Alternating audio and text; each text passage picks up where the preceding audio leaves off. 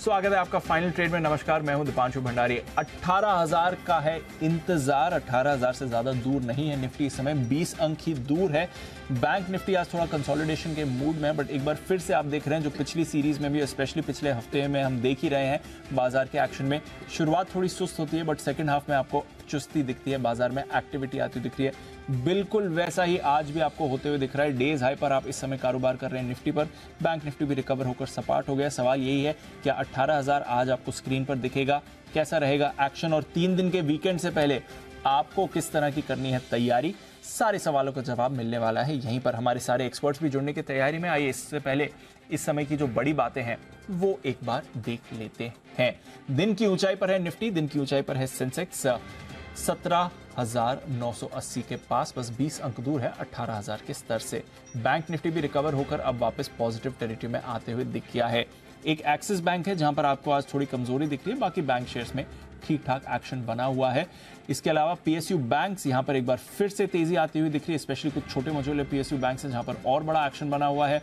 Infra, real estate, auto और mid cap, small cap, ये तो लगातार एक्शन में है। आज भी आधे से 1.5% का उछाल यहां पर आपको दिख रहा है। चुनिंदा प्राइवेट बैंक्स, एनबीएफसीज, यहां पर हल्का दबाव है। इंडिया विक्स 5% नीचे आ गया है, कोई परेशानी वहां नहीं है। डाउ फ्यूचर्स यहां पर आपको 125 अंकों की कमजोरी दिख रही है, कल 550 अंकों की रिबाउंड के बाद। यूरोप के बाजार में 0.25 से आधा % की गिरावट है। तो लंबा वीकेंड आ रहा है, उससे पहले बाजार में जो एक्शन है वो हमें रखना है नजर। ढेरों नतीजे आपको आते हुए दिख रहे हैं, उस पर भी हमारा फोकस बना हुआ है। तो आइए थोड़े नतीजों की ही बात कर लें और थोड़े ट्रिगर्स की भी बात कर लें। इससे पहले कि मैं अरमान के पास जाऊं नतीजों के लिए, IOL केमिकल्स के नंबर्स आपकी स्क्रीन पर आते हुए दिख रहे हैं और on the face of it operationally बढ़िया नंबर्स ये दिख रहे हैं, इसलिए इसे एक बार हाईलाइट कर लेते हैं। IOL केमिकल्स आय इनकी 3% बढ़ी है, ज़्यादा बढ़त वहाँ पर नहीं है, बट कामकाजी मुनाफा देखिए 114% कामकाजी मुनाफा आपका बढ़कर आया है। मार्जिन्स देखिए 7.8% के मार्जिन्स आपके बढ़कर 16.2% के आते हुए दिख रहे हैं। और इसके अलावा मुनाफे पर भी रखिए नज़र, जहाँ पर आपने 117% की बढ़त आती हुई देखिए। तो ज़बरदस्त नंबर्स आए हैं IOL केमिकल्स के, और स्टॉक में भी आप वैसा ही रिएक्शन देख रहे हैं, वर्टिकल स्पाइक आया है। नंबर्स आए हैं आपके लिए अतुल लिमिटेड के भी, एक बार वहां पर भी कर लेते हैं फोकस, क्योंकि यहां पर भी नतीजों का रिएक्शन आपको आते हुए दिख रहा है। डिविडेंड भी दिया है 25 रुपये प्रति शेयर का। मुनाफा हमने देखा है 136 करोड़ से घटकर 94 करोड़ का आपके सामने मुनाफा आते हुए दिख रहा है, इसलिए स्टॉक पर भी थोड़ा प्रेशर आया है। मुनाफे का आंकड़ा काफी तेजी से गिरकर आया है। रेवेन्यू फ्रंट पर भी आपने कमजोरी देखी है, 1370 करोड़ की आय अब 1200 करोड़ से नीचे की आई है, 1195 करोड़ की रही है। तो थोड़ा प्रेशर रेवेन्यू फ्रंट पर है, ज्यादा प्रेशर प्रॉफिटेबिलिटी पर है, इसलिए आप देख रहे हैं अतुल लिमिटेड गिरा है।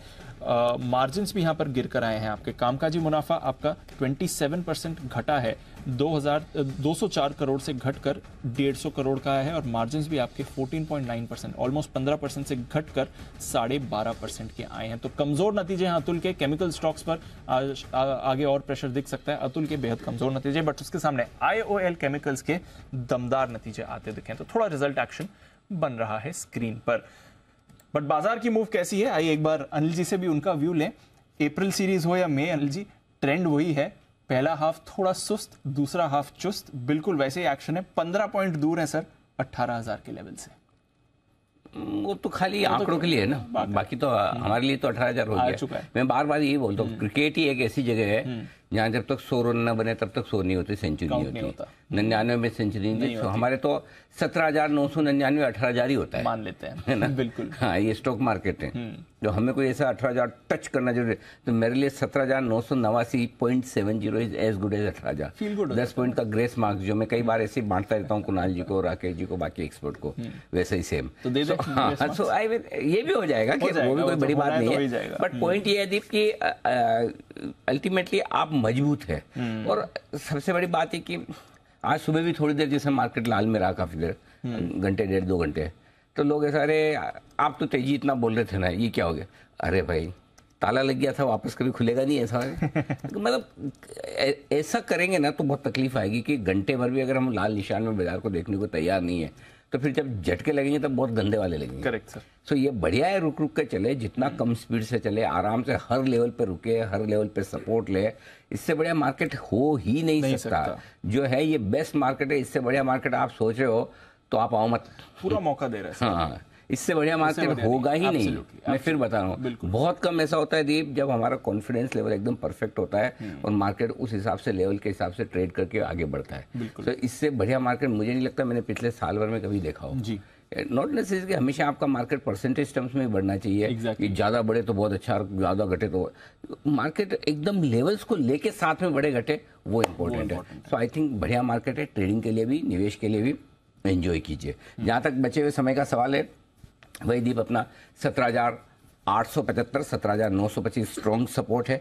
फ्रेश और बड़ी तेजी 18,035 के पार करने पर करेंगे, तब तक हमारे लिए ऊपर में 17,975 से 18,025 ये जो रेंज है, ये हल्की फुल्की प्रॉफिट बुकिंग की अगर करना चाहे तो 43,000 के आसपास बैंक निफ्टी है। नीचे में 42,850 के नीचे से ही खरीदारी शुरू हो जाएगी।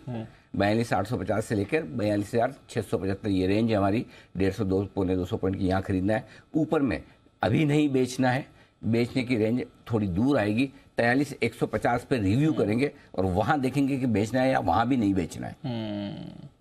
वहां भी देखेंगे। हाँ, सिर्फ एक रिस्क है थोड़ी सी जी, डाउ फ्यूचर्स की। डाउ फ्यूचर्स आपके 150 पॉइंट नीचे, इसलिए एग्रेसिवली ऊपर के लेवल पे खरीदारी नहीं करेंगे इंडेक्स में। तो हम 18,000 के आसपास आकर खरीदारी नहीं करेंगे, अभी देखेंगे। और बैंक निफ्टी में भी हम 43,000 के आसपास आकर थोड़ा सा देखेंगे, नीचे के लेवल पे आएगा तो खरीदारी करेंगे। और आप ये तो देखो, सुबह से 15, 20, 25 पॉइंट नीचे ट्रेड करने वाला डाउ फ्यूचर्स 150 पॉइंट नीचे, फिर भी आप 43,000 पे हैं, फिर भी आप 18,000 के आसपास है। तो हमारी ताकत तो है, ग्लोबल सपोर्ट मिला तो थोड़ा ज्यादा जोर से चल जाएंगे, नहीं मिला तो थोड़ा रुक रुक के चलेंगे, बस बात तो इतनी है। स्टॉक स्पेसिफिक एक्शन में बने रहिए, डटे रहिए, टेंशन की कोई बात है नहीं। गॉट इट सर, ठीक है, चलिए डटे रहिए, बने रहिए, टेंशन की कोई बात नहीं है। 18,000 के लिए भी बाजार की नजर बनी हुई है। बैंक निफ्टी थोड़ा वापस नेगेटिव टेरिटरी में आया है। आइए बाकी नतीजे जो आए हैं वो भी जान लेते हैं और कुछ ट्रिगर्स पर भी बात करते हैं। कुशल और अरमान दोनों हैं तैयार। कुशल, गुड आफ्टरनून, बताएं क्या कह रहे हैं बाजार के ट्रिगर्स। गुड आफ्टरनून दीप। ट्रिगर्स में अर्निंग सीजन है और काफ़ी हेवी नंबर्स अब आने वाले हैं, जिसमें अल्ट्राटेक सीमेंट इस पर फोकस रखिए और एफएनओ स्पेस से अतुल लिमिटेड के 2 नंबर्स आ ही चुके हैं। एमएनएम फाइनेंशियल सर्विसेज, साथ ही L and T finance holdings, India mart intermesh समेत एसबीआई कार्ड्स, इस पर नजर रखनी है। इंडिया मार्ट इंटरमेश के तो नतीजों के साथ साथ बोनस शेयर और साथ ही अंतरिम डिविडेंड पर बोर्ड बैठक है। Q1 का जीडीपी आंकड़ा यूरोप का ये भी आपके सामने आता हुआ दिखेगा। कल के दिन में निफ्टी से कोटक महिंद्रा बैंक, साथ ही एफएनओ स्पेस से आईडीएफसी फर्स्ट बैंक और आरबीएल बैंक, यानी कि 3 बैंक्स के कल नंबर्स आते हुए नजर आएंगे। और सेंट्रल बैंक ऑफ इंडिया, यहाँ पर नतीजे तो आएंगे ही, साथ ही FY24 के लिए जो पूंजी जुटाने पर इनकी प्लानिंग है उसको लेकर फाइनल डिसीजन भी लिया जाएगा कि कितना ये पूंजी जुटाएंगे और कौन से रूट से ये जो है फंड रेज करते हुए दिखेंगे। मंडे 1 मई यहाँ पर मार्केट हॉलीडे रहेगा, महाराष्ट्र डे, लेबर डे के मौके पर। साथ ही 1 मई से क्लाइंट्स के पैसे से बैंक गारंटी आप नहीं बना सकेंगे जो ब्रोकर्स हैं। तो ये एक इम्पॉर्टेंट नियम आया है और 1 मई से ये लागू होता हुआ दिखेगा। ग्लोबल इवेंट के लिहाज से सिंगापुर और हांगकांग के बाजार भी लेबर डे के मौके पर बंद रहेंगे और चीन के बाजार 1 तारीख से 3 तारीख तक तीनों दिन बंद रहने वाले हैं। हाँ, 1 से 3। किस खुशी में? सर, ये तीनों दिन बंद रहने लेबर डे का ही तो ज्यादा इनको, हाँ, वो हमारे से ज्यादा मजदूरी करते कम्युनिस्ट वो है ना, आइडियोलॉजी। ओके, बिहेवियर कैपिटलिस्ट है बट आइडियोलॉजी तो ओके ओके, फिर ठीक है। तो लेबर डे के मौके पर 3 दिन की छुट्टी। और जापान 3 से 5 बंद है। उनको क्या प्रॉब्लम? उनके हर दिन अलग अलग फेस्टिवल है, कुछ स्प्रिंग फेस्टिवल है, फ्लावर फेस्टिवल ऐसा है। अच्छा, होना तो चाहिए। देखो एक बात है, मिड वीक सेशन में जो छुट्टी आती है ना, उसमें जो दीप को खुशी होती है ना, बेस्ट, बहुत बढ़िया। हाँ, और किसी ने, हम तो ठीक है, कोई बात नहीं, दीप की खुशी के लिए छुट्टी आनी चाहिए। आ जाए सर, जो भी वजह से है मिल आ जाए। ओके जी, आइए अरमान से भी बात करते हैं। अरमान, बताएं नतीजे और खबरें क्या हैं आपके पास? जी, कई सारे नतीजे आते हुए दिखे हैं, जिसमें सबसे पहले अगर CSB बैंक, जहां पर मुनाफे में आपको 20% की बढ़ोतरी दिखेगी। NII लगभग 15% के आसपास बढ़कर आए हैं। नेट NPA में यहां पर आपको सुधार दिखेगा, 0.42% से गिरकर आपको 0.35% पर आते हुए दिखे हैं। टाटा मेटालिक्स मुनाफा लगभग 6% बढ़ा है। आय में भी आपको लगभग 15% की बढ़ोतरी दिखेगी और कामकाजी मुनाफे में भी लगभग 64% का उछाल है, क्योंकि मार्जिन अगर आप देखें तो मार्जिन 7% से बढ़कर 10% पर आते हुए दिखे हैं। कार्ट्रेटेक, यहाँ पर कंपनी जो है घाटे से मुनाफे में आई है। कंपनी को लगभग 26 करोड़ का घाटा था, उसके मुकाबले कंपनी को 15 करोड़ का जो है मुनाफा आया है। आय में भी आपको थोड़ी बढ़त दिखेगी, 93 करोड़ से बढ़कर 96 करोड़ के आसपास आते हुए दिखेंगे। यस सर, आगे मुनाफा। जी सर। दीप देखो, एक और न्यू एज कंपनी यस आ रही है। अब धीरे धीरे ये कंपनी में, इसलिए पिछले क्वार्टर के बाद से हम एक ही चीज कह रहे हैं, अब इन शेयरों को बेचो मत। अब तक नहीं बेचा तो मत बेचो। लेने की हिम्मत हो तो लो, नहीं तो बहुत सारे लोगों को लगता है कि लॉस मेकिंग कंपनियां क्यों लें। बात ठीक है, आपकी मर्जी है, बहुत सारी अच्छी कंपनियां भी अवेलेबल है, लेकिन किसी को अब ये टाइम नहीं है कि आप किसी जोमेटो, किसी कार ट्रेड, किसी पेटीएम जैसी कंपनी को बेचें। अब इनके नंबर सुधरना शुरू हो रहे हैं। देखो आप देख लो पॉलिसी बाजार, तो अब थोड़ा सा जिन लोगों ने नहीं बेचा है, इतना पेशेंस रखा है, औने पौने दामों पे बेच के मत निकलना। थोड़ा थोड़ा प्रॉफिट आना शुरू हुआ, 2-3 क्वार्टर अगर ऐसे चल गए तो इनकी भी चल पड़ेगी किस्मत। करेक्ट। जी अनुमान जी बताइए। कल्याणी स्टील यहाँ पर मुनाफे में लगभग मुनाफा फ्लैट ही रहा है, लगभग 1.5% के आसपास की बढ़ोतरी है। आय भी लगभग 2.5% के आसपास बढ़ी है। कामकाजी मुनाफे में लगभग 5% का उछाल है। सुप्रीम इंडस्ट्रीज मुनाफे में लगभग 11% की बढ़ोतरी है। कामकाजी मुनाफा भी आपको लगभग 23% के आसपास जो है, अगर आप देखें ओवरऑल यहाँ पर बढ़कर आता हुआ दिखा है, क्योंकि मार्जिन्स में अच्छा इंप्रूवमेंट है। 15.3% से बढ़कर 18.5% के आसपास आते हुए दिखे और 20 रुपये प्रति शेयर का जो डिविडेंड का ऐलान भी किया है। कोल इंडिया पर भी ध्यान रखिएगा, क्योंकि सूत्रों के हवाले से खबर आती हुई दिखी है कि कोल जो गैसिफिकेशन है उसकी पॉलिसी लाने के लिए सरकार जो है तैयारी कर रही है। 2 से 3 महीने में कोल गैसिफिकेशन पॉलिसी का जो है ऐलान संभव है। थर्मैक्स यहां पर कंपनी को 272 करोड़ का ऑर्डर मिला है, जिसमें निजी ऑयल रिफाइनरी से, अगर आप देखें mechanical balance of plant works के लिए जो है कंपनी को ऑर्डर मिला है। एचजी इंफ्रा कंपनी ने एसपीवी के तौर पर एक सब्सिडरी का गठन किया है और ये एक स्पेशल प्रोजेक्ट है जिसमें लगभग 1000 करोड़ का जो प्रोजेक्ट है उसको पूरा करने के लिए इसका गठन किया गया है। और अंत में कई सारी ब्लॉक डील्स हैं, जिसमें Nykaa 32 lakh shares, IRFC 51 lakh, IDFC first bank लगभग 78 लाख शेयर्स और एनटीपीसी 74 लाख शेयर्स के कई सौदे किए गए। ओके, तो ये है आपके लिए राय एनटीपीसी और बाकी सारे शेयरों पर खबरों के लिहाज से। एक्शन को बढ़ाते आगे, सारे एक्सपर्ट्स हमारे साथ जुड़ चुके हैं क्लोजिंग शो के लिए। कुणाल जी तैयार है, सुमित और बंसल जी सुबह से छुट्टी लेके गए हुए हैं। सुमित जी तैयार है, वागले साहब, हिमांशु जी, विश्वेश जी और जैन साहब भी हमारे साथ जुड़ चुके हैं। आप सबका बहुत बहुत स्वागत है। कि कोई रह तो नहीं है? जैन साहब वापस आ गए? हाँ जैन साहब आ गए। जैन साहब तो सुबह भी थे ना? सुबह भी थे। हाँ, फोटो देखी कल जैन साहब की? नहीं, क्या हुआ? मिस कर गया। बनाना लीफ में रैप्ड थे और गेस वेयर आई एम करके। अच्छा, हाँ जबरदस्त फोटो है सर, देख लीजिए आपको। ओ, पूरा एक साइड से जैन साहब आपको दिख रहे हैं, पूरा बनाना लीफ में रैप्ड है। क्या जैन साहब केले के पत्ते में क्या कर रहे थे आप? ये अनिल जी ये नेचुरल सोना है ये। हाँ। केले के पत्ते में रैप कर देते हैं, अंदर आपको डिटॉक्स करते हैं और केले के जो प्रॉपर्टीज है पत्ते के वो भी आ जाते हैं। तो बहुत ही इंटरेस्टिंग था, तो मैं बहुत जल्दी में कल लिया। फिर कल मेरा लास्ट डे था, फिर मैंने बोला चलो, मैंने डॉक्टर को बोला प्लीज मेरी फोटो भी ले लो, एटलीस्ट मैं सबको दिखाऊंगा कि क्या टाइप का। ये पहली बार, मैं इतनी बार कम से कम 8-10 बार नेचुरोपैथी में गया, बट ये मैंने पहली बार देखा। अच्छा। तो गजब का डिटॉक्स का नया तरीका, पहली बार ही देखा। चलिए बढ़िया है। तो जैन साहब तरोताजा होके आए साल भर के लिए, बहुत बढ़िया। आइए बिगुल वागले साहब के लिए वागले का वंडर।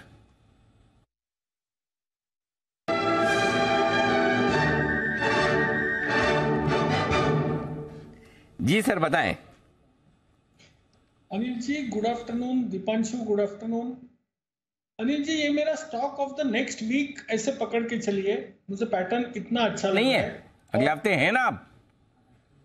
नहीं, अगले हफ्ते हो, लेकिन क्या पता गैप अप अगर खुल गया तो। हाँ वो ठीक है, वैसे बढ़िया है वो तो। आप अगले हफ्ते का काम एडवांस में कितना भी करो, लेकिन ऐसा नहीं फिर अगले हफ्ते छुट्टी मार लो।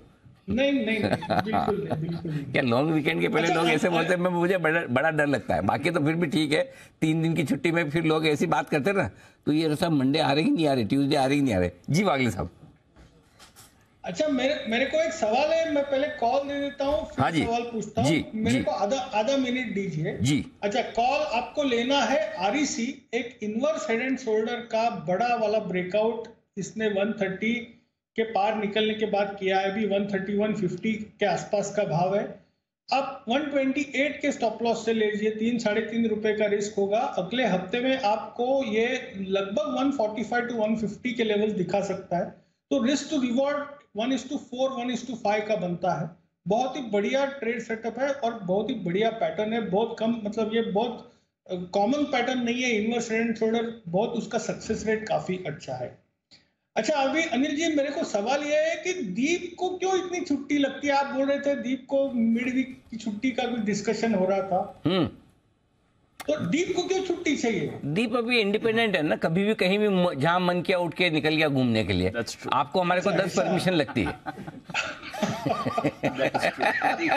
बात तो सही है। अच्छा, दूसरा क्या है, बच्चा कमाने लगे ना तो फिर पेरेंट्स भी नहीं पूछते हैं, वहाँ भाई कमा रहा है, खा रहा है, अभी शादी भी नहीं हुई है, लाइफ एंजॉय करने दो, ऐसे ही बोलते हो, क्योंकि उनको भी पता है बाद में क्या होना है, तो बोले अभी लाइफ एंजॉय करने दो।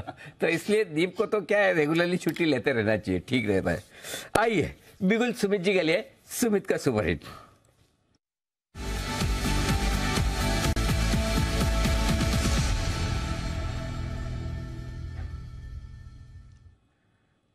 सुमित जी बताएं। गुड आफ्टरनून अनिल जी। अनिल जी, एक तो अपडेट, सुबह निफ्टी का कॉल दिया था, जो अभी निफ्टी डे हाई पे चल रहा है, और कॉल का जो ऑलमोस्ट फर्स्ट टारगेट था वो अचीव होने के पास ही है। 17,900 का कॉल दिया था, तो ये तो था अपडेट। तो जिन्होंने लिया वो लोग ट्रेलिंग स्टॉप लॉस लगा सकते हैं या फिर प्रॉफिट बुकिंग कर सकते हैं। अब जो स्टॉक मेरे रडार पे है, बाय साइड का स्टॉक है। स्टॉक का अभी भाव चल रहा है 154 रुपए 50 पैसे, 154 रुपए 60 पैसे। स्टॉक का नाम है IEX, Indian energy exchange. IEX के अंदर ब्रेकआउट है, IEX के अंदर फ्लैग पैटर्न फॉर्म हुआ है। इसका फ्लैग पैटर्न का ब्रेकआउट 2 रुपए और ऊपर जाते ही आ जाएगा, जो कि मुझे लगता है आएगा। IEX के अंदर एक बढ़िया मोमेंटम बना हुआ है, स्टॉक एक मंदी का ट्रेंड खत्म करने को तैयार है, और स्टॉक के अंदर यहां से रिकवरी और बाउंस बैक के संकेत मिल रहे हैं। फ्लैग पैटर्न का ब्रेकआउट आते ही एक अच्छी तेजी बन सकती है। 151 रुपए का स्टॉक का नीचे में सपोर्ट है, 151 के स्टॉप लॉस से IEX में खरीदारी करके चलने का सलाह रहेगा। ऊपर में जो पहला टारगेट बनेगा 160 रुपए का, जो कि अगले हफ्ते तक देखने को मिलना चाहिए। 160 रुपए का लेवल निकलने के बाद 164 रुपए तक का मूव IEX में देखने को मिल सकता है। 151 के स्टॉप लॉस से खरीदारी करें 160, 164 के टारगेट्स के लिए। ओके, तो ये है आपके लिए IEX पर खरीदारी करने की राय। और IEX पर खरीदारी की राय से एक सवाल आया है मेरे मन में, जो मैं सारे एक्सपर्ट से पूछना चाहता हूँ, लेकिन उसके पहले एक बार पहले हिमांशु जी तैयार है, एक बार उनके लिए बिगुल का इंतजाम कर दिया जाए। फिर मैं एक बहुत इंटरेस्टिंग सवाल सारे हमारे एक्सपर्ट से भी पूछूंगा और व्यूअर्स से भी पूछूंगा। व्यूअर्स से भी? हाँ, सबके लिए इंटरेस्टिंग सवाल आ रहा है। तो पहले हिमांशु जी के लिए बिगुल।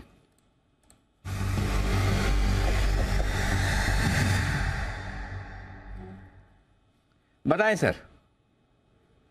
Very good afternoon to you Anil ji, good afternoon to you Deep. Anil ji, Hindustan Aeronautics, ये स्टॉक खरीदारी करके चलना है। One of the strongest stock है। अप्रैल सीरीज में हमने देखा कि लगभग 8 से 10 अटेम्प्ट स्टॉक ने किए 2850 2880 की रेजिस्टेंस को पार करने के लिए, और आज सीरीज के पहले ही दिन यहाँ पर एक क्लीन ब्रेकआउट आता हुआ नजर आया है। यहाँ पर भी एक complex inverted head and shoulder pattern का ब्रेकआउट है, साथ ही साथ इंट्राडे चार्ट में एक डिसेंडिंग ट्राइंगल का ब्रेकआउट है। मुझे लगता है कि ये स्टॉक बहुत ही शॉर्ट टर्म में 3000 और उसके ऊपर जाने के लिए तैयार है। फ्यूचर्स में लगभग 2925 2930 के आसपास के लेवल्स हैं, यहाँ पर खरीदारी करें। कोई 10-15 रुपए का अगर डिप मिलता है 2910-15 के आसपास, तो वहां पर ऐड किया जा सकता है। 2890 का स्टॉप लॉस मेंटेन करना है। 2980 2980 का पहला टारगेट, 3020 का दूसरा टारगेट, और ये दोनों टारगेट्स मुझे लगता है आज या फिर ट्यूसडे के सेशन तक आते हुए नजर आ सकते हैं। ओके, तो HAL डिफेंस स्टॉक्स पर रखिए नजर। आज सुबह सुमित जी ने BEL भारत इलेक्ट्रॉनिक्स की बात करी थी, सचिन जी मजगांव डॉक की बात कर रहे थे, और अब HAL हिंदुस्तान एरोनॉटिक्स आ रहा है हिमांशु जी के रेडार पर। तो अगेन ये स्पेस है जो वापस एक्टिव होने के आपको पूरे आसार दिखा रही है। बाकी डिफेंस स्टॉक्स में कुछ एक्शन आ सकता है। 2-4 दिन रुकते हैं डिफेंस वाले स्टॉक्स और वापस चल पड़ते हैं। BEL भी मेरे ख्याल से सुमित जी ने दिया था। हाँ, अब आइए, अब मेरा सवाल। सारे लोग किधर किधर देखिए। अभी जो सुमित जी ने IEX खरीदने की राय दी थी, उससे जुड़ा हुआ सवाल है। कभी कभी कोई विप्रो भी देता है, सेल्टेक भी देता है, कभी कुछ अलग अलग, कभी कोई औरोबिंदो फार्मा भी देता है। तो मेरा सवाल आप सब लोगों से ये है, ऐसा कौन सा स्टॉक है जिस पर आपके बाय सिग्नल आता है, आप बाय कॉल देते हो, लेकिन मन में ऐसे धुकधुकी रहती है कि इसमें बाय कॉल दिया नहीं कि स्टॉप लॉस ट्रिगर होने के चांसेस बहुत ज्यादा है, फिर भी चार्ट मजबूत दिख रहा है, लेकिन स्टॉक कई बार फेल कर जाता है ना। और कुछ ऐसे स्टॉक पे बाय कॉल आते तो ऐसा लगता है कि इसका बाय कॉल आया ना, अब मार्केट या स्टॉक टॉप आउट करेगा। ऐसा हमको भी कई बार फीलिंग आती है, मैं तो कई बार बोलता हूँ। तो आप लोगों को बताना ऐसा स्टॉक कौन सा है जिनको बोलने में आपके मन में चार्ट पे मजबूत है और दिल होता है कमजोर। जी वागले साहब बताएं। अनिल जी, मेरे लिए जो होता है मैं बताता हूँ, SRF। अच्छा। जब भी इसमें कॉल आता है 10 में से 6 बार ये गलत हो जाता है, शायद ज्यादा उससे, लेकिन जब चलता है वो पूरा मेकअप कर देता है। और जो रहा दूसरा सवाल कि एक चल गया है तो शायद मार्केट टॉप होगा, वो तो HCL टेक ही हो सकता है। SRFSL जी। कुणाल जी,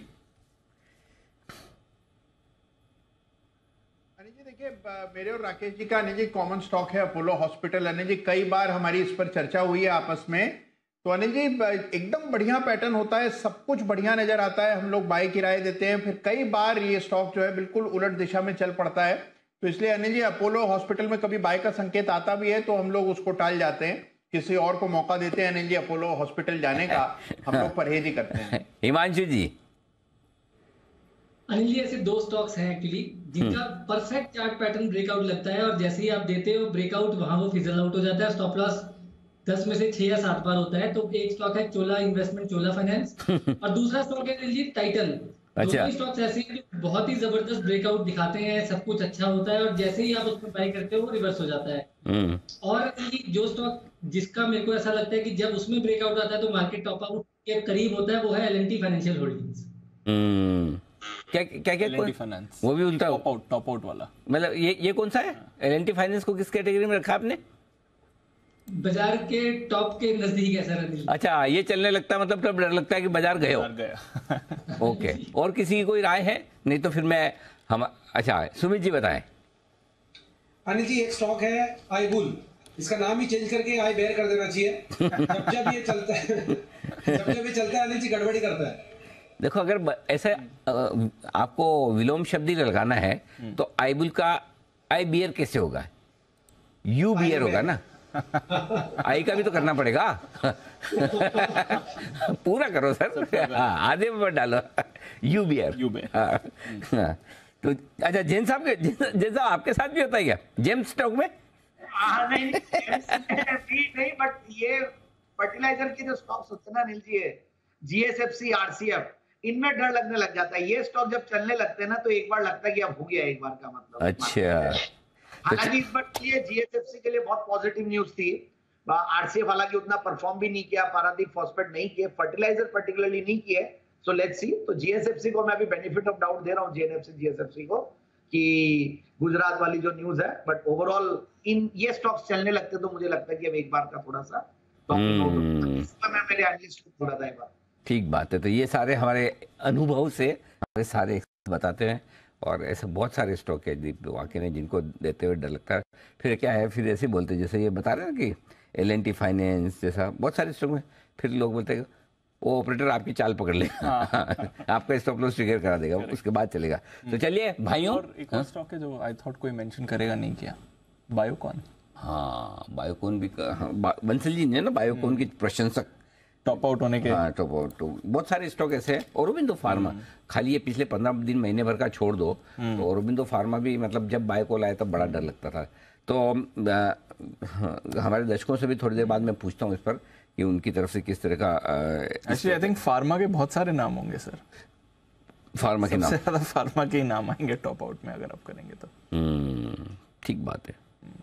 चलिए, ये है कुछ स्टॉक्स जो टॉप आउट के संकेत देते हैं। जैसा अनिल कहा, वो दर्शकों से भी पूछ रहे हैं, आप भी अपने रिप्लाईज जरूर भेजें इस पर। बट एक स्टॉक जो आज जबरदस्त तेजी में है और वो है PI इंडस्ट्रीज। वागले साहब चार्ट भी देखिएगा, आपके पास मैं आता हूं चार्ट के लिए। PI इंडस्ट्रीज, तब तक जरा आशीष से जाने क्या चल रहा है इस काउंटर में। आशीष, इतनी बड़ी तेजी 10% आज PI इंडस्ट्रीज। बिल्कुल दीपांशु, जो उम्मीदें थी एनालिस्ट की आज वो पूरी होती हुई नजर आ रही है। दरअसल अगर आप देखें तो PI इंडस्ट्रीज के पास नकदी काफी समय से थी, जो QIP के प्रोसीड्स थे वो रखे हुए थे। अब आपको याद होगा कि 2021 में इनस्वेप लैब का अधिग्रहण करने वाले थे, जो कि नहीं हो पाया था। तो उसके बाद से काफी प्रयास कर रही थी कंपनी की फार्मा में कैसे तो अच्छी तरीके से एंटर किया जाए। और अब जो कल देर शाम को खबर आई है कि 2 कंपनीज हैं, 3 कंपनीज इनफैक्ट अगर आप देखें तो TRM इंडिया, सोलिस फार्मा केम, और साथ में अगर आप देखें तो एक और यूरोपियन बेस्ड कंपनी है, इसका जब ये अधिग्रहण कर रहे हैं, इसको लेकर एनालिस्ट काफी बुलिश नजर आ रहे हैं। सबसे पहली बात कि ये अधिग्रहण होने के बाद जो अच्छे रेगुलेटेड मार्केट्स हैं, जैसे मिसाल के तौर पर यूरोप में देखें पकड़ काफी बढ़िया हो जाएगी, अमेरिका में पकड़ काफी बढ़िया देखने को मिलेगी, और ये जो अधिग्रहण हो रहा है ये काफी अच्छे कारोबार के लिए, APIs के लिए है। और CDMO को आप समझ सकते हैं जैसे कॉन्ट्रैक्ट मैन्युफैक्चरिंग होता है, इसी प्रकार से CDMO व्यवसाय है। हाई ग्रोथ है, अच्छी ग्रोथ प्रोस्पेक्ट्स है, ऑर्डर काफी बढ़िया मिलते हैं, तो इसके चलते हो रहा है।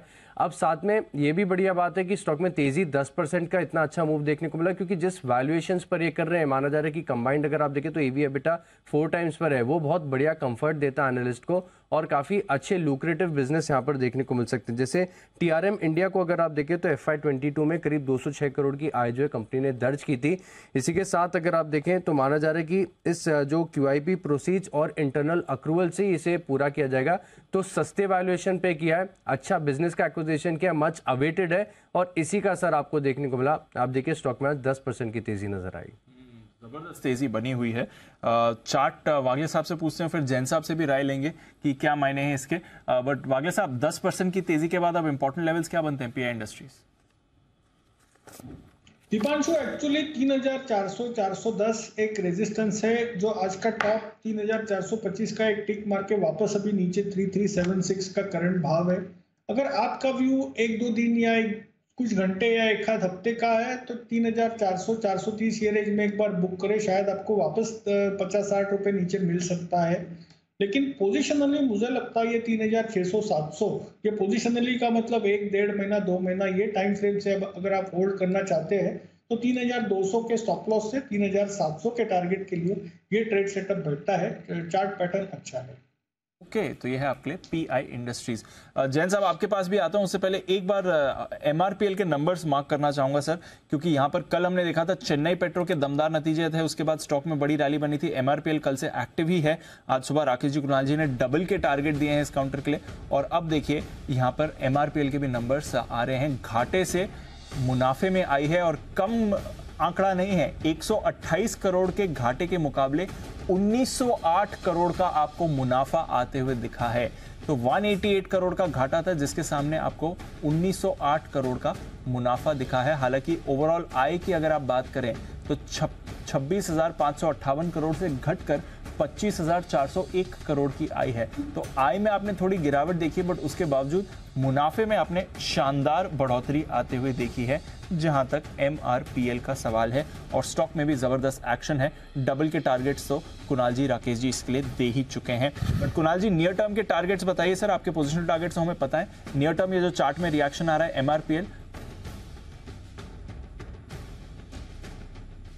देखिए एक बड़ा ब्रेकआउट आता हुआ दिख रहा है दीपांशु, और बहुत अरसे बाद, जैसे आज सवेरे भी हम चर्चा कर रहे थे कि बहुत समय बाद MRPL में इस तरह का मोमेंटम बनता हुआ दिख रहा है और ये 62 रुपए के ऊपर स्टॉक निकला है। तो अगर आज 62 के ऊपर बंदी आती है तो इसमें एक नियर टर्म ब्रेकआउट भी होगा, जिसका टारगेट कोई 73-74 रुपए का इमीडिएटली बनता है। तो मुझे लगता है वो लेवल्स भी आते हुए दिखेंगे।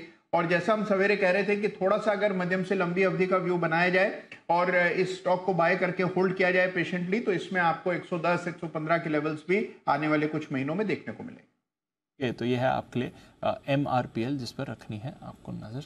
बिल्कुल। और इस बीच हमारा पोल हमारे दर्शकों के लिए भी खुल चुका है जी। जो हमारे सारे एक्सपर्ट्स ने बताया अपनी अपनी पसंद के ऐसे स्टॉक जो उनको बार बार धोखा देते हैं।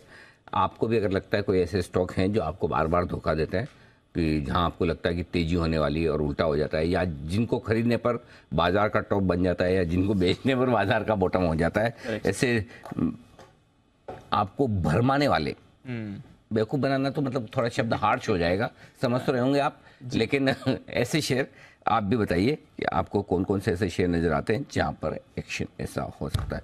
अच्छा, विश्वेश जी की भी आ रही है विशेष शेयर नहीं टिप्पणी, ये विश्वेश जी बताएं सर।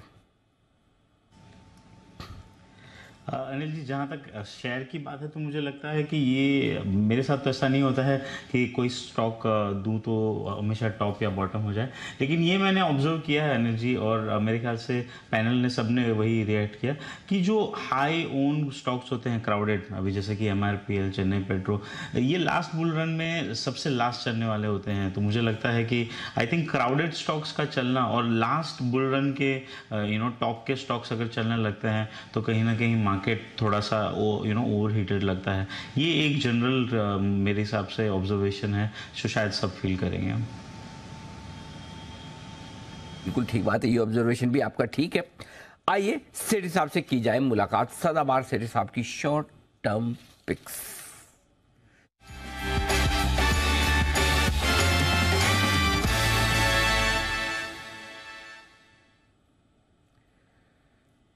स्वागत है आपका सेठी साहब, बताएं क्या है इरादा। Good afternoon Anil ji, good afternoon Deepanshu. Anil ji, इरादा वही है, 2 स्टॉक्स है कैश मार्केट के जिनमें खरीदारी करनी है। और अनिल जी, कैश मार्केट के स्टॉक्स में तो पिछले कुछ दिनों से एक धुआंधार तेजी चल रही है। इस सप्ताह जो मैंने कुछ स्टॉक्स सजाए हैं उसमें थोड़ा एक अपडेट देता हूं।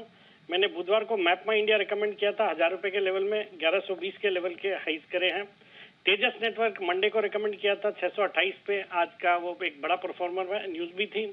फिर कल वाला कर्नाटका बैंक भी ऑलमोस्ट टारगेट अचीव कर चुका है, 129 के लेवल पे कल रिकमेंड किया था, 137 का टारगेट था, 136 रुपए 45 पैसे के हाइज किए आज। और बाकी F&O के भी जो स्टॉक्स है, जो छोटी मार्केट कैप वाले स्टॉक है, जैसे हाल ही में मैंने 4 स्टॉक रिकमेंड करे हैं, IDFC first bank, delta corp, Tata power और BEL। चारों में एक बहुत अच्छी तेजी हुई और ऑलमोस्ट सबके टारगेट्स भी आ गए अनिल जी। बढ़िया बताएं, मैं आपको बता रहा हूँ, ये तो कुछ नहीं, आप बोल रहे पिछले दिनों में बहुत धुआंधार तेजी हुई है, सब भूल जाओ सर साहब, मैं बता रहा हूँ जो हो गया वो गया। अभी तो आपके जैसे लोगों का कई टाइम है बिल्कुल, जो कैश मार्केट के स्टॉक ढूंढने की महारत रखते हैं, आपको तो दिन में 3 बार सदाबार सेठ साहब की शॉर्ट टर्म पिक्स करना चाहिए। बिल्कुल ऐसा माहौल होता हुआ दिख रहा है। बताएं सर, आज का पहला स्टॉक। अनिल जी, जो आज का पहला स्टॉक है एक डिफेंस सेक्टर का स्टॉक है। स्टॉक का नाम है पारस डिफेंस, जो अभी 524 के लेवल पे ट्रेड करता है। पहले शॉर्ट टर्म टारगेट है 555 के, स्टॉप लॉस डालना है 510 रुपए का। अनिल जी, ये कंपनी भी एक डिफेंस सेक्टर की एक अच्छी कंपनी है, जो कि मेनली प्रोडक्ट्स और सॉल्यूशंस प्रोवाइड करती है डिफेंस के लिए, फिर स्पेस वाले सेगमेंट के लिए, रॉकेट्स और मिसाइल्स के लिए टेक्नोलॉजीज प्रोवाइड करती है, नेवल सिस्टम्स में भी काम करती है। बाकी अनिल जी, हमने देखा पूरा डिफेंस सेक्टर अच्छा कर रहा है। सरकार का जिस तरह से फोकस है डिफेंस के ऊपर, मेक इन इंडिया के ऊपर, हाल ही में 84,000 करोड़ के नए ऑर्डर्स दिए और उनमें कंडीशन थी कि वो भारतीय जो कंपनियां हैं उनसे ही वो प्रोक्योर करना, तो उसका एक बड़ा फायदा सभी डिफेंस कंपनियों को होना, जो हम देख भी रहे हैं इनके स्टॉक प्राइसेस में। और इस कंपनी के साथ एक और बड़ा पॉजिटिव ट्रिगर है कि इन्होंने इनकी सब्सिडियरी है पारस एरोस्पेस, जो कि ड्रोन्स के सेगमेंट में ही काम करती है, जो ड्रोन एयरक्राफ्ट, फिर ड्रोन पैराशूट्स, फिर इवन ड्रोन पायलट्स को ट्रेन करने का भी काम करती है। तो इस तरह का ड्रोन के सेगमेंट में भी इनका सीरियस फोरे है। और ड्रोन्स में हमने देखा डिफेंस मिनिस्ट्री का भी बड़ा ऑर्डर है, 10,000 करोड़ के करीब का ऑर्डर बुक है, मतलब ऑर्डर पाइपलाइन में है। और कई सारी ये दूसरे सेगमेंट जैसे एग्रीकल्चर है, इंडस्ट्रियल सेक्टर है, वहां पे भी अब ये ड्रोन्स का यूसेज होने लगा है, तो उसका भी फायदा होना है।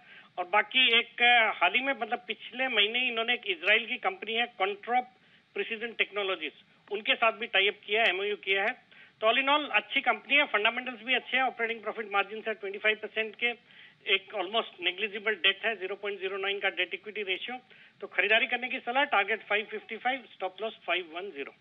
ओके, दूसरा स्टॉक सर? दूसरा स्टॉक जो है आज का अनिल जी, वो एक पेपर स्टॉक है, जो कि काफी पसंदीदा स्टॉक रहा है, जेके पेपर। अभी 374 के लेवल पे ट्रेड करता है, पहले शॉर्ट टर्म टारगेट है 395, स्टॉप लॉस है 365 रुपए का।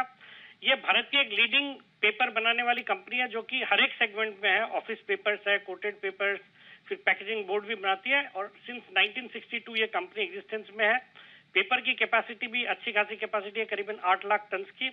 और एक जबरदस्त नेशन वाइड डिस्ट्रीब्यूशन नेटवर्क है, 4000 डीलर्स है, 15 पैन इंडिया डेपोज है इनके। और 3-4 सेगमेंट में डोमिनेंट मार्केट शेयर है, जैसे कॉपियर पेपर के सेगमेंट में 28% का मार्केट शेयर है, फिर पैकेजिंग बोर्ड के सेगमेंट में 19% का भारत में मार्केट शेयर है, और कोटेड पेपर में 10% का।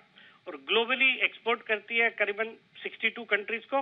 हाल ही में इनका भी एक कोरुगेशन का प्लांट चालू हुआ है लुधियाना में, जो कि इसी क्वार्टर में ऑन स्ट्रीम हुआ है, मतलब इस जो तिमाही के नतीजे आएंगे उसमें उसका भी इम्पैक्ट देखने को मिलेगा। पेपर सेक्टर अच्छा कर रहा है, यहाँ पे एक जबरदस्त डिमांड है, और आने वाले दिनों में भी जो ग्रोथ है वो एक्सपेक्टेड है फ्रॉम पैकेज फूड सेक्टर से, ई कॉमर्स से, फिर आपके ऑर्गेनाइज रिटेल से भी पेपर सेक्टर को अच्छी डिमांड आ रही है। और फंडामेंटल्स बहुत ही अच्छे हैं। दिसंबर तिमाही में पैट था 333 करोड़ का, जो पिछले साल दिसंबर तिमाही में 151 करोड़ का पैट था, मतलब उस डबल हुआ है। और ये जो दिसंबर तिमाही में ऑपरेटिंग प्रॉफिट मार्जिन थे 34% के, कंपेयर टू लास्ट ईयर 24%, 34% के margin. Return on equity would be close to 18%। Company debt reduction पे पूरा फोकस है, और वैल्यूएशन के लिहाज से बहुत ही सस्ता है। 6 के मल्टीपल पे स्टॉक ट्रेड करता है, compare to its peers which are trading at around 14 के मल्टीपल। अच्छी डिविडेंड यील्ड है अराउंड 1.5 to 2%। मुझे लगता है ये स्टॉक भी अच्छा करेगा। और अब पेपर कंपनियों के नतीजे आने लगेंगे, कल शेषशाही पेपर के नतीजे आने हैं, ओवर द वीकेंड। इस स्टॉक को भी मैंने कुछ दिन पहले ही 265 के आसपास रिकमेंड किया था, वहां से एक अच्छी तेजी बनी। अभी 282-83 पे SSI पेपर ट्रेड करता है। मुझे लगता है paper sector is a sector to watch out for. 395 के टारगेट के लिए खरीदारी करने की सलाह, 365 का स्टॉप लॉस। ओके, तो यह है आपके लिए जेके पेपर, 395 का टारगेट, 365 का स्टॉप लॉस। खरीदारी करिए और साथ ही खरीदारी करें पारस डिफेंस पर 555 के टारगेट के लिए। बहुत बहुत शुक्रिया सेठी साहब हमारे साथ जुड़ने के लिए और अपनी कॉल शेयर करने के लिए। आइए 2:30 बज गए हैं और लेते हैं अनिल जी की इस समय की मार्केट स्ट्रैटेजी।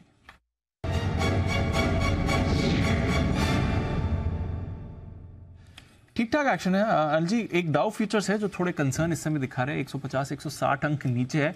कल जीडीपी डेटा पर रिएक्ट नहीं करा, पता नहीं आज जीडीपी डेटा पर रिएक्ट कर रहे हैं या कुछ और है, बट डाउ फ्यूचर्स डेफिनेटली आपको कमजोर दिख रहा है। नैस्डैक फ्यूचर्स भी करीब 50 अंक नीचे इस समय ट्रेड करते हुए दिखेगा। यूरोप में भी आधे से 0.5% की गिरावट है। अच्छी बात है, कच्चा तेल और 1% कमजोर हुआ है। अच्छी बात है कि रुपया स्टेबल है सर। एशिया के बाजार तो बल्कि पॉजिटिव ही थे, तो ग्लोबल बाजार के मुकाबले में हम ठीक ठाक हैं, बट हाँ आज शाम के लिए थोड़ा फ्यूचर्स कमजोर दिख रहे हैं अमेरिका के। एंड ऑफ कोर्स 3 दिन का वीकेंड भी है। क्या करना है सर इस समय? ओके, क्या करना है? तेजी।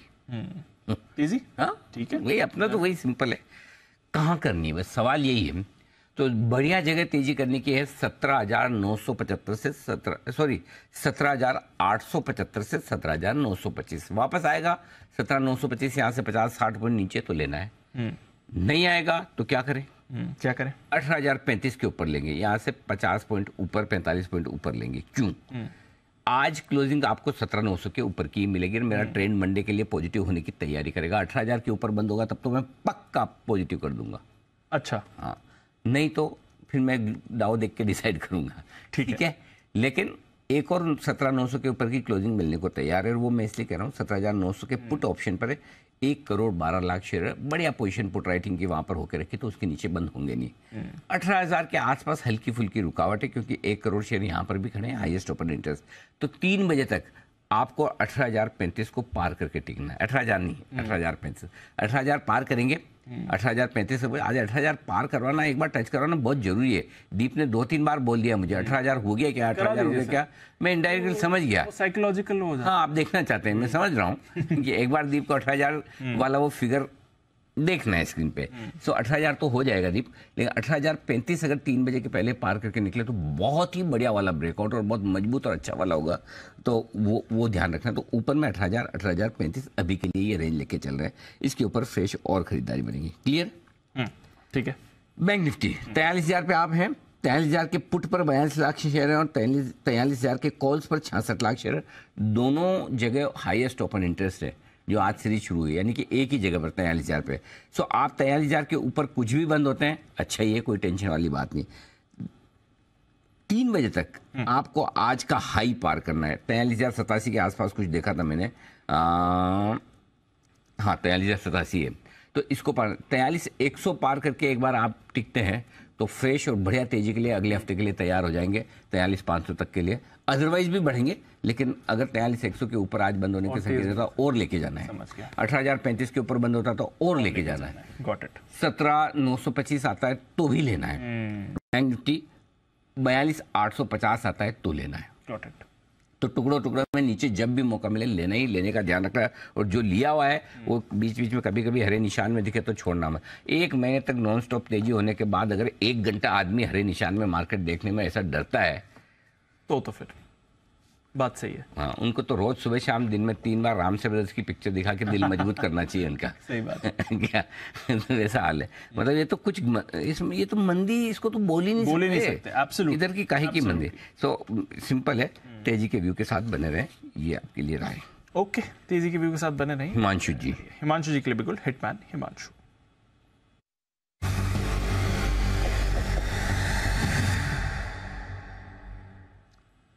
बताएं हिमांशु जी। दीप, केमिकल स्टॉक्स क्लियरली फोकस में है, जिस तरह का ब्रेकआउट पीआई इंडस्ट्रीज में देखने को मिला है। और यहाँ पर एक और आउट परफॉर्मर है जो कि अपनी ही एक अच्छी बुल रन में काफी समय से है। स्टॉक का नाम है नवीन फ्लोरिन, जिसमें आज एक फ्रेश ब्रेकआउट आता हुआ नजर आ रहा है। और मेरा ऐसा मानना है कि ये जो ब्रेकआउट है ये स्टॉक को बहुत शॉर्ट टर्म में 5,000 रुपए की तरफ ले जाता हुआ नजर आ सकता है।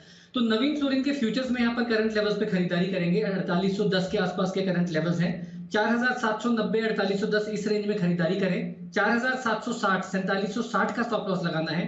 पहला टारगेट 4910 और दूसरा टारगेट 5000, ये दोनों ही टारगेट 1 से 2 दिनों में आते हुए नजर आ सकते हैं। मेरा मानना है कि ये बहुत स्ट्रॉन्ग ब्रेकआउट है। जिस तरह की पूरे के पूरे सेक्टर में खरीदारी है, नवीन फ्लोरिन में नए हाई बहुत जल्दी बनते हुए नजर आ सकते हैं। नवीन फ्लोरिन में नवीन हाई, नवीन ऊंचाइयां छूने को तैयार है नवीन फ्लोरिन, नए फ्लोर पे जाने को। ओके, ये राय हिमांशु जी की तरफ से, धन्यवाद हिमांशु जी आपका। आइए बढ़ते आगे और एक बड़ी और एक्सक्लूसिव खबर की तरफ करते हैं फोकस। तरुण शर्मा हमारे संवाददाता है, हमारे साथ इस वक्त तैयार। तरुण बताएं। बिल्कुल सर, जो ये खबर है ये 3 कंपनीज़ हैं जिनका वाइंडिंग अप होना है, स्टेट ट्रेडिंग कंपनी और स्टेट ट्रेडिंग कॉरपोरेशन और एमएमटीसी और पीईसी। काफ़ी लंबे समय से इनके वाइंडिंग अप की प्रोसेस चल रही थी, लेकिन एसटीसी के अंदर एक प्रॉब्लम थी कि 1100 करोड़ के आसपास का लेटर ऑफ क्रेडिट जो था वो ओपन था, उसको कैसे सुलझाया जाए ये एक बड़ी समस्या थी। तो अब उस लेटर ऑफ क्रेडिट का जो 1100 करोड़ है उसको सुलझा लिया गया है। कॉमर्स मिनिस्ट्री ने वित्त मंत्रालय और स्पेशली डीएफएस से उस पर कमेंट मांगे थे, उन्होंने कमेंट दे दिए हैं किस तरीके से इसका सॉल्यूशन होगा। तो अब मई 3 को वाइंडिंग अप के लिए एक बैठक बुलाई गई है और उम्मीद ये है कि जो मई 3 की जो बैठक होगी उसमें ये फैसला पूरी तरीके से हो पाएगा कि आगे इसको कैसे वाइंडिंग अप करना है, क्योंकि या ये कहें कि कंपनी को डीलिस्ट भी करना पड़ेगा, तो वो प्रोसेस को मई 3 की बैठक के बाद शुरू किया जा सकता है।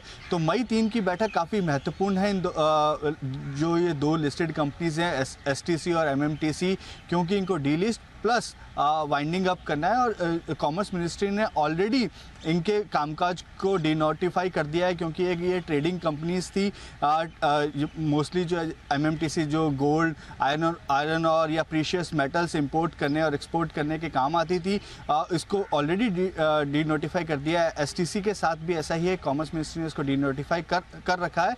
लेकिन अब जो वाइंडिंग अप और डीलिस्टिंग की जो प्रोसेस है वो मई 3 के बाद शुरू हो सकती है। तो ये डीलिस्ट हो जाए तो एसटीसी एमएमटीसी दोनों के शेयर डीलिस्ट हो जाएंगे, फिर शेयर होल्डर का क्या होगा? सर, जो पॉलिसी के हिसाब से शेयर होल्डर को, इक्विटी होल्डर्स को वैसे तो कुछ नहीं मिलता है, लेकिन जो एसेट्स होंगे उसको जब लेंडर्स यदि कोई हैं तो उनको देने के बाद यदि बचते हैं तो यदि बचेगा कुछ पैसा तो वो इक्विटी शेयर होल्डर्स को दिया जाएगा। डीलिस्टिंग के बाद कुछ बचा तो इक्विटी शेयर होल्डर को मिलेगा। बाकी इक्विटी शेयर होल्डर के लिए है कि वो बेच कर निकल जाएंगे। काफ़ी लोगों में पहले भी पूछे थे एमएमटीसी के लिए भी, तो अगर आपके पास है तो आपको बेच देना चाहिए। बहुत क्लियर कट रहा है, जब वो स्टॉक डीलिस्ट हो रहा है तो क्यों रखना, क्लियर कट रहा है। 30-31 रुपये जो भी भाव है आप बेच कर निकल जाए, एसटीसी भी बेच कर निकल जाना चाहिए। तो ये बड़ा डेवलपमेंट आपके लिए इस वक्त होता हुआ दिख रहा है। आइए बढ़ते आगे और गोदरेज कंज्यूमर्स, इसने रेमंड से कारोबार खरीदा है, एफएमसीजी रिलेटेड कारोबार खरीदा है। आइए इसकी पूरी डिटेल्स ली जाए। 2 दिन में 8% नीचे है सर गोदरेज कंज्यूमर, और रेमंड भी कल जितना बड़ा था आज वापस बराबर हो गया, खाया पिया बराबर। डील का। तो ऐसा क्या हो रहा है कि गोदरेज कंज्यूमर को तो खराब लग ही रहा है, उनके लिए तो खराब लग ही रहा है, इवन रेमंड के लिए भी इतना अच्छा नहीं लग रहा। तो डील की डिटेल्स और वजह बताने के लिए तैयार है नुपुर हमारे साथ है। नुपुर बताएं। बिल्कुल सर, गोदरेज कंज्यूमर के लिए तो काफी एक्सपेंसिव डील है, क्योंकि पहले खबरें आ रही थी कि 2500 करोड़ में डील होने वाली थी दूसरे प्लेयर के साथ, लेकिन वो भी नहीं हो पाई थी क्योंकि वैल्यूएशन के कंसर्न थे। अब तो इस डील को 2825 करोड़ में लिया है गोदरेज कंज्यूमर ने। रेमंड का जो एफएमसीजी बिजनेस है उससे तो गोदरेज कंज्यूमर के हिसाब से तो ये डील काफ़ी एक्सपेंसिव फिलहाल नज़र आ रही है। अगर हम देखें एफएमसीजी बिजनेस रेमंड का, तो वो उसमें आता है पार्क एवेन्यू के डिओड्रेंट से, वो आते हैं कामासूत्र प्रीमियम ब्रांड से। ये कुछ प्रीमियम ब्रांड से जो रेमंड के जो एफएमसीजी कारोबार में आते हैं उससे गोदरेज कंज्यूमर ने खरीदा है। 2825 करोड़ की डील है, पर इसमें से 100 करोड़ का कैश है रेमंड का, तो 2725 के आसपास आपको दिखेगा। और मैनेजमेंट से कल जब हमने बात की थी तब उन्होंने कहा था कि टैक्स एडजस्टमेंट है 400 करोड़ का, तो उसे हटा देंगे तो नेट कैश उन्हें करीबन 2300 करोड़ के आसपास पे करना है। उसके हिसाब से इस डील की वैल्यूएशन 3.75 टाइम्स पर आती है, लेकिन उस लिहाज से भी थोड़ा एक्सपेंसिव बाजार को ये नजर आ रहा है, जिसके चलते बैक टू बैक लगातार 2 दिन इस स्टॉक में कमजोरी है। इनफैक्ट अगर एफएमसीजी कारोबार के हिस्टोरिकल रेवेन्यूज भी देखें तो FY21 में 411 करोड़ के रेवेन्यूज थे, FY22 में 522 करोड़ के रेवेन्यू किए थे इसने, और 2023 में अभी 622 करोड़ के आसपास के रेवेन्यूज है। तो उसके लिहाज से भी देखें तो इतनी ग्रोथ इस सेगमेंट में नहीं आती है, क्योंकि एक बहुत कॉम्पिटिटिव स्पेस है, यहाँ पे बड़े बड़े ब्रांड्स हैं। इनफैक्ट गोदरेज कंज्यूमर के लिए एक और कंसर्न निकल के आ रहा है कि ये अभी इस कैटेगरी में नहीं है, इसका इम्प्लीमेंटेशन करना इनके लिए एक डिफ़िकल्ट टास्क हो सकता है। बिजनेस को इंटीग्रेट करना, नए कैटेगरीज में वेंचर आउट करना जब कॉम्पिटिटिव मार्केट है, तो ये एक बड़ा कंसर्न गोदरेज कंज्यूमर के लिए फ़िलहाल निकल के आ रहा है। इसके अलावा फिलहाल गोदरेज कंज्यूमर के पास करीबन 2000 करोड़ का कैश है, लेकिन फंडिंग के लिहाज से अभी भी उन्होंने कुछ फाइनलाइज नहीं किया है किस हिसाब से इसकी फंडिंग होगी। और जो एमडी साहब है गोदरेज कंज्यूमर की, उनका मानना है कि जो इन ब्रांड्स की ग्रोथ आने वाले कुछ समय में डबल डिजिट में हो सकती है, वो काफ़ी पॉजिटिव है इसकी ग्रोथ को लेकर। लेकिन एबिटा मार्जिन अगर आप देखेंगे तो गोदरेज कंज्यूमर के एबिटा मार्जिन रेमंड के एफएमसीजी बिजनेस से ज़्यादा है, तो फिलहाल ईपीएस एक्रेटिव आने वाले कुछ समय में नहीं हो पाएगा जब तक एबिटा मार्जिन इनके मैच नहीं होते तब तक। अब रेमंड ने भी कुछ अपने रीअलाइनमेंट किए, रीस्ट्रक्चर्स किया है बिजनेस में। पहला अपने एफएमसीजी बिजनेस तो बेच दिया, साथ ही साथ जो लाइफस्टाइल और लेगेसी बिजनेस है उसे अलग कर दिया। अब जो लिस्टेड एंटिटी है उसमें सिर्फ रियल एस्टेट बिजनेस रह जाएगा। तो काफ़ी कुछ डेवलपमेंट हुआ है, लेकिन गोदरेज कंज्यूमर के लिए नेगेटिव इसलिए क्योंकि पहला एक्सपेंसिव है डील, दूसरी उनके लिए नया सेगमेंट है तो इंटीग्रेशन में प्रॉब्लम हो सकती है, और मार्जिन्स रेमंड के कम है गोदरेज कंज्यूमर से।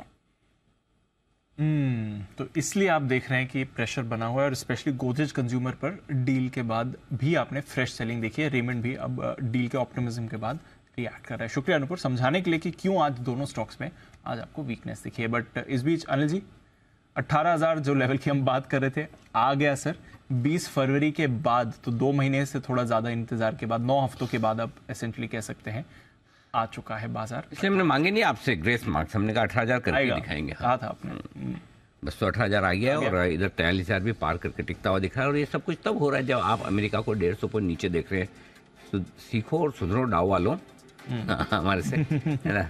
हम भी कितनी बार तुम लोगों को देख देख के गिरे हैं, कभी तो तुम भी हमें देख के बढ़ो। यस एग्जैक्टली, लीड एनालिस्ट बनाओ हमें। नहीं होंगे हम होंगे कामयाब, चिंता मत करो। वैसे तो मुझे लगता है दीप ये 150-200 जितना नीचे दिख रहा है ना, अमेरिका आज भी घूम जाएगा। अच्छा, हो सकता है, कोई बड़ी बात नहीं है। सपोर्ट लेवल के आसपास ही है, तो ज़्यादा कोई खराबी दिखती नहीं है। खाली ये है कि बड़ी बात आज ये है दीप कि डाउ 150 पर नीचे है और हमारे 3 दिन की छुट्टी है, उसके बावजूद कॉन्फिडेंस देखो। यस, कॉन्फिडेंस देखो आप, ये तो मानना पड़ेगा है? ये तो न 3 दिन की छुट्टी का डर है, न डाउ के नीचे होने का डर है। इसको कहते हैं तेजी। ये है तेजी। तेजी खाली पॉइंट से नहीं गिनी जाती, तेजी भावनाओं से। आप में मजबूती कितनी, अंदर कितनी मजबूती है वो देखो, है ना, दम खरीदने का। नहीं तो यही देखो, 1 महीने पहले 3 दिन की छुट्टी है, डाउ 150 निकल कर बोला हो अपना बेचो और पास वालों का भी बिकवा दो, है ना। वो वाली सिचुएशन होती है। आज उसके विपरीत आप देखो, एकदम मजबूती के साथ टिके हुए हैं। कॉन्फिडेंस लेवल देखो, और कॉन्फिडेंस लेवल देखो आप कुणाल जी का भी, हाँ बिल्कुल तैयार है चार्ट कॉर्नर का।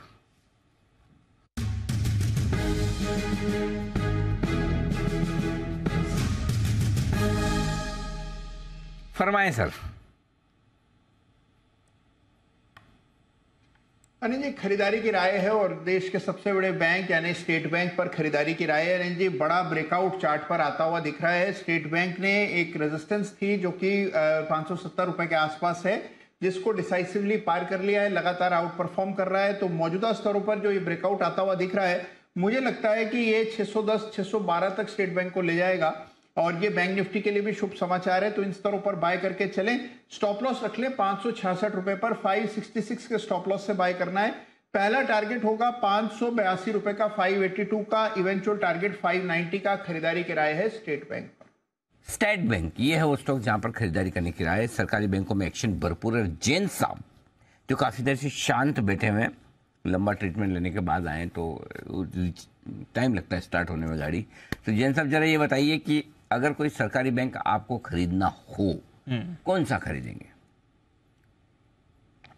सेंट्रल बैंक अच्छा लगता है और आईडीबीआई बैंक अच्छा लगता है। आईडीबीआई बैंक में काफी न्यूज है, प्राइवेटाइजेशन वाली बातें हैं, और सेंट्रल बैंक में देखिए पब्लिक शेयर होल्डिंग बहुत कम है, तो इसलिए भी मुझे वो ज्यादा अच्छा लगता है। बाकी एसबीआई, पीएनबी और बीओबी ये तो देखिए एक अलग कैटेगरी के हैं क्योंकि ये एफएनओ के स्टॉक्स है।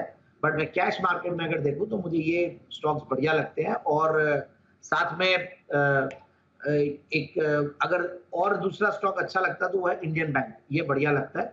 So overall I am bullish on the sector. और आज सुबह मैं सुन रहा था अनिल जी आपको कि कैसे आप मिड कैप्स और स्मॉल कैप्स की भी बात कहते हैं, और मैंने अभी ट्वीट किया जब 18,000 निफ्टी आया है तो मुझे 18,000 निफ्टी की खुशी नहीं है, मुझे ये है कि मिड कैप स्मॉल कैप जहां पे डर लगा हुआ था, स्मॉल कैप एक टाइम पे इतना डरा दिया था कि अपने कई सालों के लोज को तोड़ दिया था। मतलब कोरोना के समय की लोज की बात नहीं करें, बट जो यूक्रेन वाला जो लो था उसको तोड़ दिया था, 9,000 के लेवल्स के नीचे आया, तो उस टाइम पे थोड़ा डर जरूर लगा था और काफी कॉशियस होने लगे थे मार्केट में। बट अब मुझे लगता है कि दिन जो है अभी फ्रंट फुट पे आके मिड कैप्स और स्मॉल कैप्स में आना चाहिए, और वहां पे अच्छे रिजल्ट्स और अगर आते हैं स्टॉक्स में तो बहुत बढ़िया सोने पे सुहागा रहेगा। तो मैं मिड कैप स्मॉल कैप पे देख रहा हूँ, और ये जो मिड कैप स्मॉल कैप छोटी बैंक्स है, ये सब पीएसयू बैंक्स ये भी अच्छा करेंगे और प्राइवेट सेक्टर बैंक्स भी अच्छा करेंगे, ऐसा मेरा मानना है। ओके, तो बैंक्स पर रखिए फोकस, यहाँ पर तो आपको अच्छी तेजी आती हुई दिखेगी। और अभी भी देखिए पीएसयू बैंक्स बढ़िया मोमेंटम में दिख रहे हैं। वैसे अनिल जी लग रहा है कि डाउ फ्यूचर्स भी आपकी बात सुन रहे हैं। आपने अभी कहा हमें देखकर आप भी ऊपर आओ। हमारा 18,000 हुआ स्क्रीन पर और डाउ फ्यूचर्स 40 अंक रिकवर हुआ। अरे वाह, क्या बात है। 160 का 110 रह गया, 120। देखो दीप, सिंपल सी चीज है, सारे इंसान लगभग एक जैसे दिखने में, हेल्थ हाइट में, वजन में, ताकत में होते हैं। मतलब ऐसा नहीं कि कोई किसी देश का प्रधानमंत्री, राष्ट्रपति तो बड़ा मतलब कुश्ती में सबसे नंबर 1 होके जीत के आया, तो आदमी दिल से मजबूत होता है, दिमाग से मजबूत होता है, दिल और दिमाग से कमजोर होता है, शरीर तो बात की बात है। हम किसी दिन मजबूत होंगे, सोचेंगे कि हाँ हम भी लीड कर सकते हैं दुनिया को, तब तो करेंगे। हाँ बिल्कुल। अगर हम यही सोचते रहेंगे हमसे तो कुछ नहीं होगा, हम तो जो दूसरा बोलेगा उसे वही देखेगा, वही करेगा, तो फिर तो क्या होने वाला। देखो हमने मजबूती सोची तो देखो हमें डाउ फॉलो करने लगा है। ऐसी गलतफहमी हमें है नहीं, लेकिन अच्छा लगता है अगर आप अंदर से मजबूत हो। सर एक तो स्क्रीन पर दिख रहा है, दूसरा जब हम 2:30 बजे बात भी कर रहे थे, आपने कहा भी था घबराने की क्या जरूरत है, यही तो मौका चाहिए होता है, यही मौके मिलते हैं। वहां से फिर जबरदस्त मूव फिर से आ गई। बिल्कुल, तो तेजी है और व्यू एक क्लियर कट बना के रखा है, उसको डिस्टर्ब बार बार न करें छोटे छोटे मूव से, और तैयारी रखें आप तेजी की। कैश का ऑप्शन कौन दे रहे हैं? सुमित जी की जय ठक्कर। सुमित जी तैयार हैं कैश का ऑप्शन लेकर, और बिगुल तैयार है उनके लिए।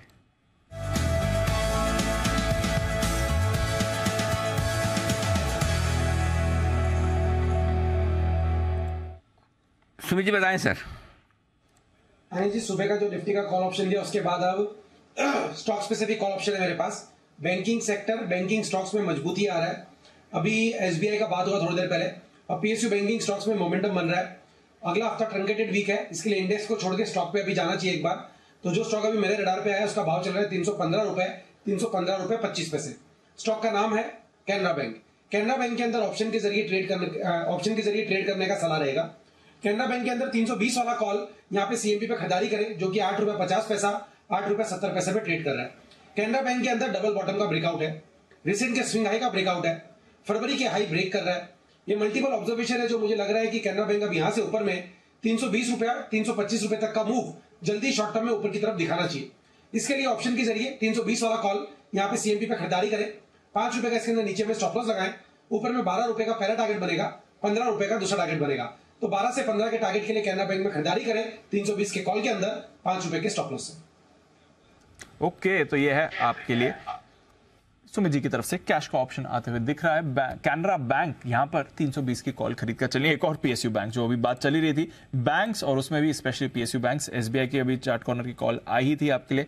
बाकी बैंक्स पर अनिल जी भी बात कर रहे थे और जैन साहब ने भी बात करी। कैनरा बैंक सुमित जी को पसंद आ रहा है।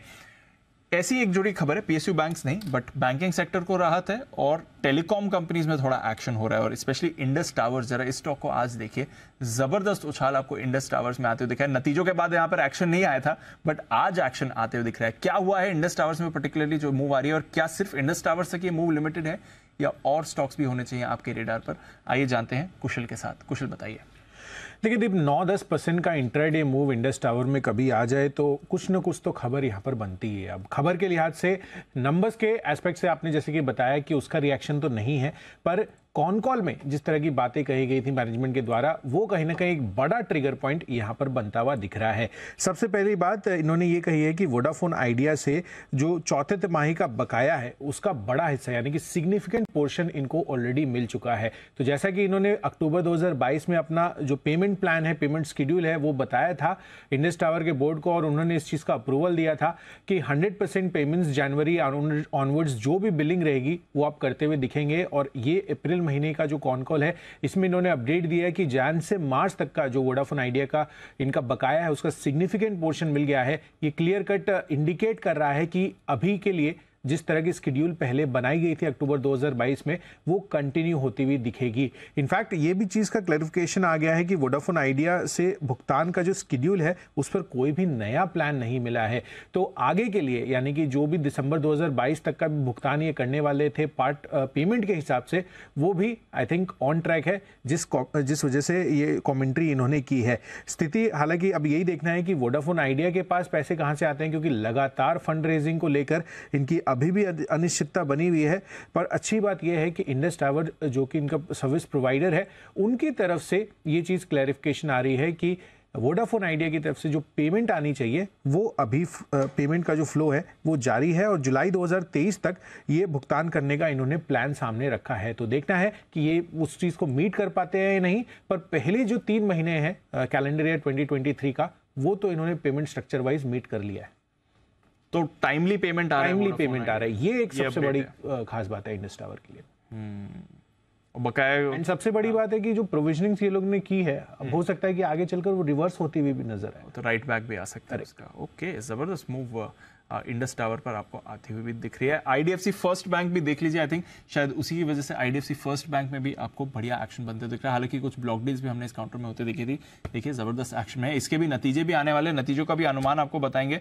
बट एक बार इंडस टावर विश्वेश जी से जरा चार्ट चेक भी कर लिया जाए। विश्वेश जी जरा देखिए सर, इंडस टावर 6% ऊपर, आप रेयरली इस स्टॉक में इतनी बड़ी मूव दिखती है। एक्चुअली अगर दीपांशु देखे तो फैब के लो भी सिमिलर थे 137, और वहाँ से ही एक रिएक्शन आया है। तो काइंड ऑफ आप ऐसा कह सकते हो कि ये डिमांड जोन है।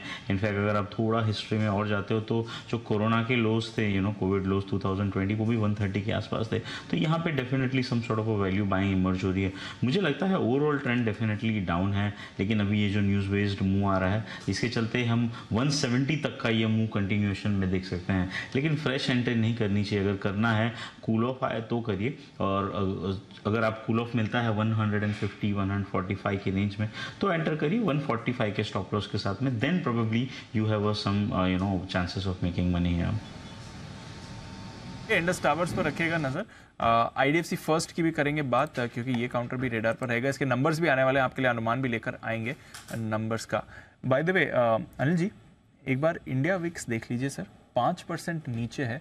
कल हमने यूएस के विक्स में भी करीब 9% की गिरावट देखी थी, और हमारी टीम बता रही है कि अगर इसी लेवल के आसपास आपको इंडिया विक्स क्लोज होते हुए दिखता है, लोएस्ट एवर मंथली क्लोजिंग आपको इंडिया विक्स की दिखने वाली। क्या बात है, लोएस्ट एवर मंथली क्लोजिंग आती दिखेगी। जो ऑल टाइम लो है इंडिया विक्स पे वो करीब 9.01 का आता है, तो 9.02 का आता है, तो वो थोड़ा अभी भी डिस्टेंस दूर है। बट ये अभी जो 10.8 पर है, लोएस्ट एवर मंथली क्लोज आ सकती है इंडिया विक्स की सर। ये डिटेल आपके सामने आ रही है। तो ये भी एक बात है जो आज सुबह हम बात कर ही रहे थे, ऑप्शन राइटर्स का क्या होगा जब विक्स में आपको इतनी बड़ी गिरावट आती हुई दिखती है। चलिए रखिए नज़र, और रखिए नज़र अनिल जी की तरफ से भी 2000 आने की तैयारी में है, एक बेहतरीन पिक उनसे भी लेंगे। पर तब तक एक दो और स्टॉक्स पर बात कर लेते हैं जहाँ पर मूव आ रही है। वागले साहब, पीरामल एंटरप्राइजेस जरा देख लें सर, बढ़िया मूव इसमें आती हुई दिख रही है। 3% ऊपर पीरामल एंटरप्राइजेस, क्या चल रही है चार्ट में? दीपांशु, काफी गिरावट हो चुकी है स्टॉक में, और अभी बॉटम बन गया है 650 का। मुझे लगता है अभी 735 में एक मल्टीपल रेजिस्टेंस को इसने ब्रेक किया है, तो ट्रेडिंग मूव के लिए प्ले किया जा सकता है। 760 770 तक ये मूव हो सकती है, और यहाँ पर आपको अगर लेना है तो 720 के नीचे का स्टॉप लॉस होना चाहिए। ओके, तो यह है आपके लिए पीरामल एंटरप्राइजेस, जहां पर आपको एक मूव अच्छी खासी आती हुई दिख सकती है। By the way, Shriram finance में आज वीकनेस है। आज सुबह रेवांकर साहब से हम बात भी कर रहे थे नतीजों को लेकर, परफॉर्मेंस को लेकर, बट स्टॉक में बड़ा कट आते हुए दिख रहा है। अब ऑलमोस्ट 6% नीचे श्रीराम फाइनेंस हो चुका है और गोदरेज कंज्यूमर में भी 5% का कट हो गया। तो 2 दिनों में गोदरेज कंज्यूमर में स्पेशली एक हेवी सेल ऑफ आया है। पर आइए देखते हैं अनिल जी के रेडार पर कौन सा स्टॉक आ रहा है। लेते हैं कल के 2000 अनिल जी की तरफ से। फ्यूचर्स में करनी खरीदारी और खरीदारी करनी है पीएनबी के फ्यूचर्स में 52 रुपए के आसपास। अप्रैल महीने में मेरे ख्याल से मैंने 2000 में सबसे पहले यही स्टॉक दिया था। 47, 46, 48 रुपए के उस रेंज में था शायद, जहाँ तक मुझे याद है। और वहाँ से ऑलरेडी 8-10% का मूव अप्रैल सीरीज में दे दिया और इतना ही मूव मई सीरीज में भी देने की संभावना है। यहाँ से भी खरीदारी करके चले। 50 रुपए का लगाए आप स्टॉप लॉस। 54, 54 रुपए।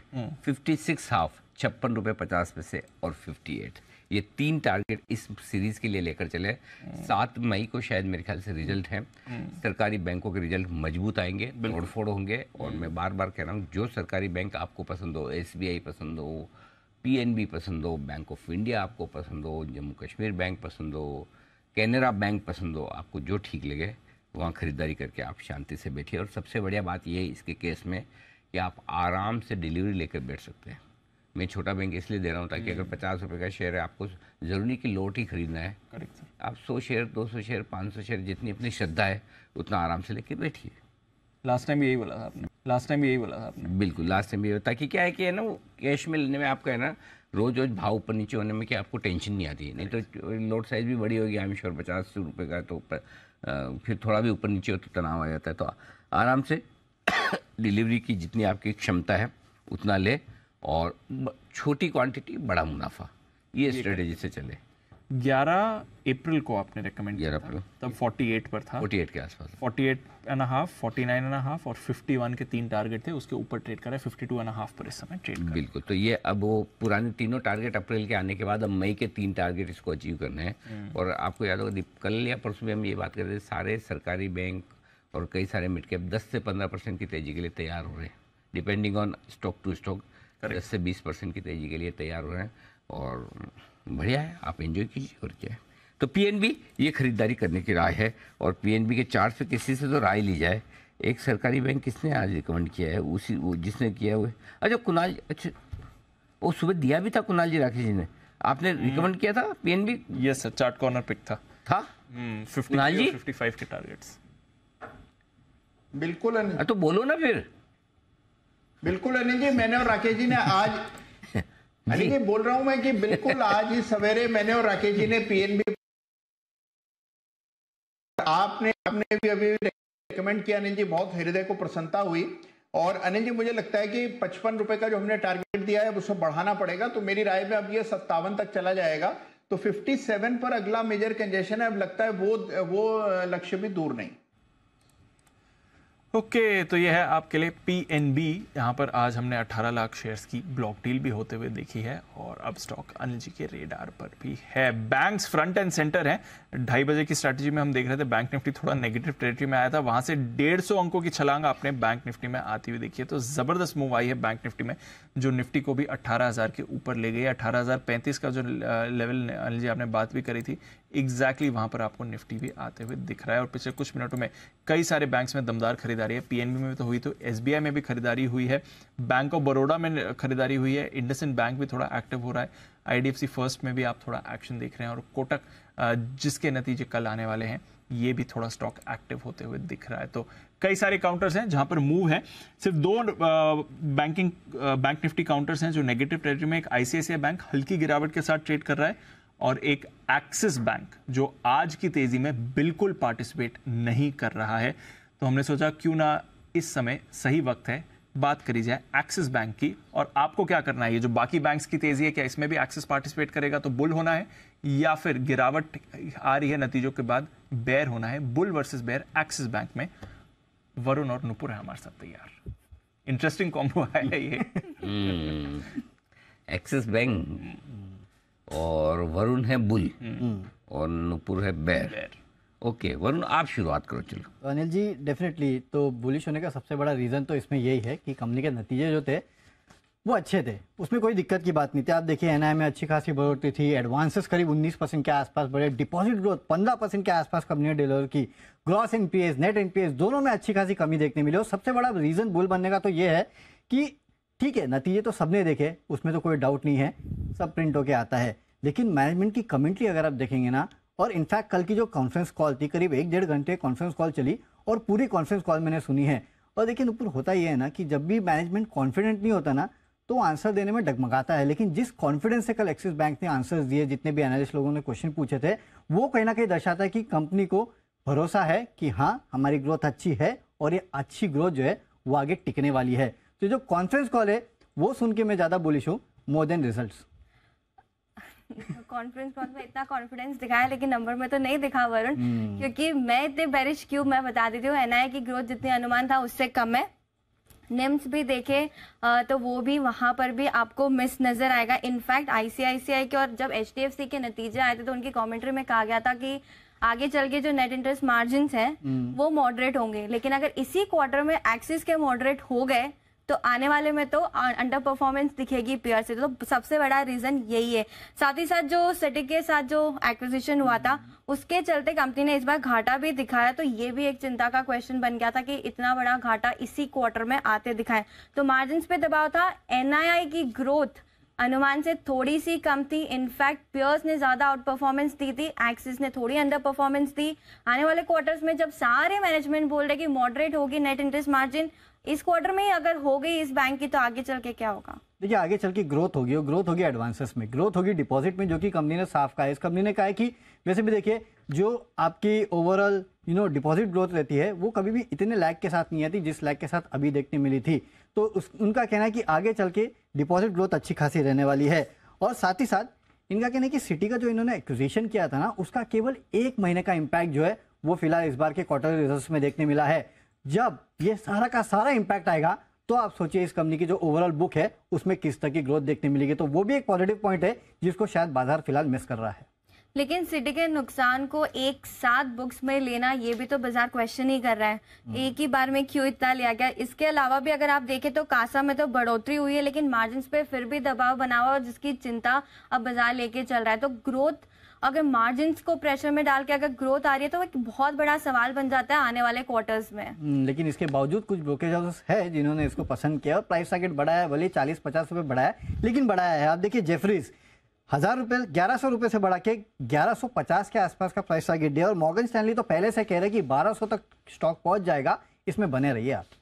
लेकिन 3 ब्रोकरेज हाउस ऐसे जिन्हें टारगेट कट भी किया है। HSBC जहां पे 1100 से कट के 1055 का कर दिया है, JP मॉर्गन का देखेंगे तो 1100 से कट के 1000, और मैक्वेरी का भी टारगेट देखें तो 940 का है। तो कट करने वालों की लिस्ट ज्यादा है। दीप कुछ नहीं, इन्होंने प्रेस कॉन्फ्रेंस सुनी नहीं होगी इसके लिए प्राइस टारगेट काट दिया। केवल रिपोर्ट देख के मैं बता रहा हूँ, प्रेस कॉन्फ्रेंस सुन लेते ना तो टारगेट जरूर बढ़ाते। चलिए तो रिकॉर्डिंग भिजवा दीजिए और देखते हैं इनके टारगेट्स रिवाइज के आते हैं। बट जैन साहब इवनली डिवाइडेड है, बुल या बेयर एक्सिस बैंक? मुझे वरुण की लास्ट लाइन बहुत बढ़िया लगी। वरुण जी ने बोला कि कॉन्फ्रेंस कॉल ठीक है सुनते तो होंगे, उसमें कोई दो राय नहीं है, बट सर्टेनली मैं वरुण जी के साथ जाऊंगा। मुझे ऐसा लगता है कि ठीक है, साथ में ये बात भी सही है जो ओपोनेंट की जो दलील है कि वन टाइम सारा ट्रीटमेंट कर दिया सिटी बैंक वाला, बट एक्सिस बैंक वैल्यूएशंस के लिहाज से बहुत सस्ता है अभी, और जिस लेवल पे price to book value multiple है, पी मल्टीपल है, और जो बाकी सारे बैंक जिस तरीके से कर रहे हैं, भले एचडीएफसी बैंक या आईसीआईसीआई बैंक, तो साथ में एक्सिस बैंक भी पीछे नहीं रहेगा। तो वैल्यूएशंस सस्ते लग रहे हैं मुझे, और रिजल्ट्स मैं बोलूंगा कि ठीक है, कासा ग्रोथ एनआईएम्स पे जरूर से प्रेशर था थोड़ा सा मार्जिन पे, बट ओवरऑल आई थिंक मैं थोड़ा सा पॉजिटिव साइड पे रहूंगा। और करेक्टेड स्टॉक है, सबसे बढ़िया बात है, अपने एवरेजेस के आसपास भी है, टेक्निकली भी नेगेटिवली जरूर से मार्केट ने रिएक्ट किया, so it can be an opportunity to enter the stock. Okay तो ये है आपके लिए एक्सिस बैंक, जहां पर रखनी है नजर। जैन साहब बुल की तरफ आ रहे हैं। इस बीच इंडिया मार्ट इंटरमेश, कुणाल जी चार्ट पुल अप कर लीजिए, नतीजे आपकी स्क्रीन पर आते हुए दिख रहे हैं। आय 251 करोड़ से बढ़कर 270 करोड़ की आपको आती हुई दिख रही है। मुनाफा 113 करोड़ से घटकर 56 करोड़ का आया है, आधा हो गया मुनाफा। देखेंगे अगर कुछ एडजस्टमेंट्स हैं या वन ऑफ्स हैं जिसकी वजह से मुनाफा आपका इतनी तेजी से गिरा है। आय में तो आपने हल्की बढ़त देखी है। मोर इंपॉर्टेंटली 1:1 के रेशियो में यहां पर आपको स्टॉक स्प्लिट भी आते हुए दिख रहा है इंडिया मार्ट इंटरमेश के लिए, तो ये भी बड़ी खबर आती हुई दिख रही है। 33% आय में उछाल है। 1:1 का बोनस, माफ कीजिएगा स्टॉक स्प्लिट मैंने गलती से कह दिया, 1:1 का बोनस इन्होंने जारी करा है, तो ये भी बड़ी खबर आपके लिए आ रही है इंडिया मार्ट इंटरमेश। कुणाल जी चार्ट देखें सर, 3% ऊपर।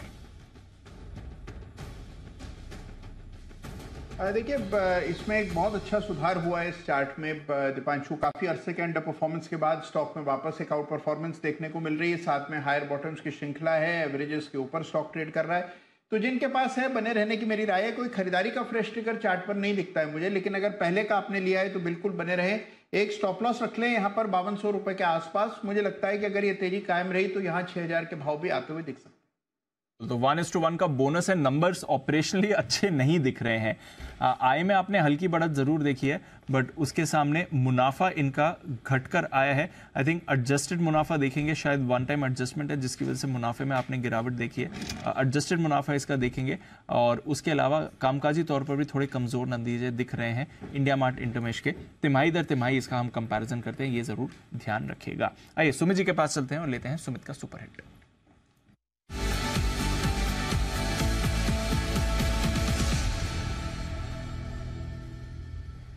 बताएं Sumit ji. Deepanshu, market days high पे आ चुका है। निफ्टी देखिए आप 150 पॉइंट ऊपर है, तो सुबह जो कॉल दिया था उसके दोनों टारगेट हिट है। आप टारगेट अचीव का मुहर लगा सकते हैं। ये तो था अपडेट। और अब जिस स्टॉक के लिए बिगुल बजाया है, बाय का स्टॉक रडार पे आया है। स्टॉक का अभी भाव चल रहा है 185। सीमेंट सेक्टर के अंदर मूव बनना चाहिए और अगले हफ्ते के अंदर सीमेंट सेक्टर में एक बढ़िया मूव ऊपर की तरफ देखने को मिलना चाहिए। तो जो स्टॉक मेरे रडार पे आया है उसका नाम है इंडिया सीमेंट। इंडिया सीमेंट के अंदर यहां से एक तेजी बननी चाहिए। स्टॉक ने गिरावट दिखाने के बाद लोअर लेवल पे कंसोलिडेट किया और वहां से एक पुलबैक और बाउंस बैक के संकेत मिल रहे हैं। स्टॉक के अंदर मेरे को लग रहा है कि यहां से 5% का मूव ऊपर की तरफ देखने को मिलना चाहिए। 180 181 ये स्टॉक का नीचे में सपोर्ट है, तो 180 के स्टॉप लॉस से इंडिया सीमेंट में खरीदारी करके चलने का सलाह रहेगा। 190 का इसका पहला टारगेट बनेगा, 194 का इसका दूसरा टारगेट बनेगा। 190 194 ये दो टारगेट्स को ध्यान में रखते हुए खरीदारी करें। 180 या 181 के पास का स्टॉप लॉस लगाएं। इंडिया सीमेंट इस पर रखिएगा नजर। ये स्टॉक आपको एक्शन में दिख रहा है। आज अल्ट्राटेक के वैसे भी नंबर्स आने वाले हैं, उससे भी सीमेंट सेक्टर की परफॉर्मेंस के थोड़े इंडिकेशंस हमें मिलेंगे। बट फोकस है फ्रंट एंड सेंटर बैंक्स पर। आइए कल की जो बड़े अर्निंग्स हैं उसकी बात करते हैं। वरुण हमारे साथ हैं ही, अभी एक्सेस पर बुल थे आप वरुण, बट बताइए कोटक बैंक। इसके पहले वरुण मैं आपके बताऊं, उससे पहले जोमेटो पर एक बार नजर डाल देते हैं। एक्चुअली थोड़ी देर पहले भी रेडार पर आ रहा था। 2,43,00,000 शेयर्स के सौदे आपको जोमेटो में होते हुए दिख रहे हैं। 0.3% इक्विटी का सौदा अभी अभी हुआ है और जबरदस्त मूव आ रही है। बड़ा ब्लॉक किसी ने खरीदा है जी जोमेटो का अभी अभी। 2,43,00,000 शेयर्स का एक ब्लॉक हुआ है। दीप हम तो लगातार बुलिश हैं और अभी तो मतलब मैं फिर कह रहा हूँ कि ये स्टॉक कुछ नहीं चले। तो पार्टी शुरू हुई है। मतलब ये कुछ भी नहीं चले। क्या 50 वाला 65 तो हुआ है सारा, कौन सा बहुत बड़ा है। तो अभी तक कुछ नहीं आया। 10-15% नीचे से क्या होता है, गिरे कहाँ से हैं। और दूसरा है कि अब जो चेंजेस आ रहे हैं इनके फाइनेंशियल में, आप देखो ना आज नंबर्स किसका था, कार ट्रेड के नंबर देखेगा, बाकी नंबर देखिए। जिन जिनके नंबर सुधरने लग गए ना, चाहे वो पेटीएम हो, कार ट्रेड हो, जोमेटो हो, पॉलिसी बाजार, स्टार हेल्थ, ये सारे के सारे अब धीमे धीमे ठीक हो जाएंगे। कोई एक इस क्वार्टर में होगा, कोई अगले में होगा, एक आध क्वार्टर आगे पीछे, मतलब होना सबको है, हाँ सबको समझ रहा। तो ये तो शेयर बेचना ही है। मुझे नहीं लगता कि इसको आपको 3 डिजिट के पहले बेचना चाहिए। अच्छा, हाँ ओके, 100%। हाँ एकदम, मतलब कहीं वो इफ बट वाला काम नहीं है।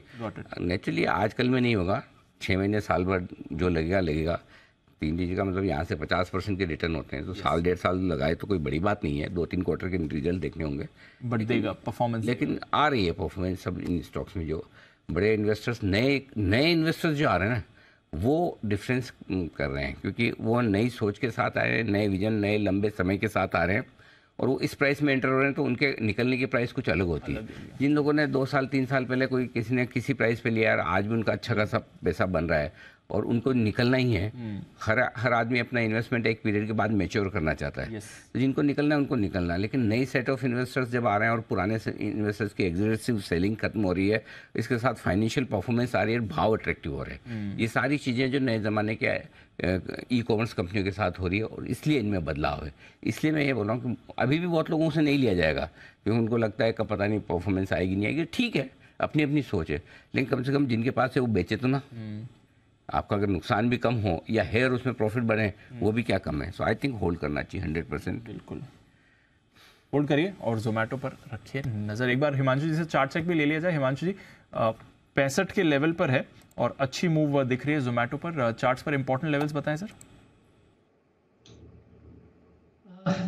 दीप देखिए, पहली बात तो ये कि स्टॉक 60 रुपए के ऊपर शॉर्ट टर्म में पॉजिटिव मोमेंटम गेन करता हुआ नजर आया है। तो अभी 64-65 रुपए है, तो कोई बहुत दूर नहीं है उन लेवल से जहां से बेसिकली मोमेंटम पिकअप होता हुआ नजर आया है। अब गोइंग फॉरवर्ड इंपॉर्टेंट पहला टारगेट रहेगा लगभग 69 और 70 रुपए का, जो कि यहाँ से 5-6 रुपए ऊपर है, जिस लेवल को मैं क्लोजली वॉच करना चाहूंगा। 70 रुपए के ऊपर अगर ये स्टॉक एक बार सेटल होना शुरू होता है तो मुझे लगता है कि इवेंचुअली यहाँ पर जो सस्टेन्ड अप मूव है वो स्टॉक को 82 और 95, 82 और 95 रुपए तक मीडियम टर्म में ले जाने का पोटेंशियल रखती है। ओके, तो यह है आपके लिए जोमेटो। जबरदस्त मूव इस पर आ रही है इस समय। अब बात करते हैं कोटक बैंक की। वरुण बताइए क्या है अनुमान कोटक बैंक से? चलिए, ग्रोथ तो अच्छी रहेगी, मजबूत नतीजे रहेंगे, लेकिन प्रॉफिट में शायद उतनी बेहतरीन बढ़त जो है वो कोटक में नहीं होने वाली है। पहले मैं आपको नंबर्स बताता हूँ। एनआईआई करीब 32-33% के आसपास बढ़ेंगे, 6000 करोड़ के आसपास ही निकल के आने वाले हैं।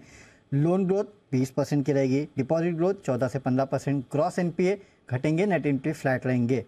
तो वैसे अगर आप देखेंगे इंटरनल्स तो नंबर्स मजबूत रहने वाले हैं, लेकिन कंपनी के जो ओवरऑल प्रॉफिट है उसमें आपको महज 7% के आसपास की बढ़ोतरी देखने मिलेगी, ज़्यादा होने वाला है नहीं।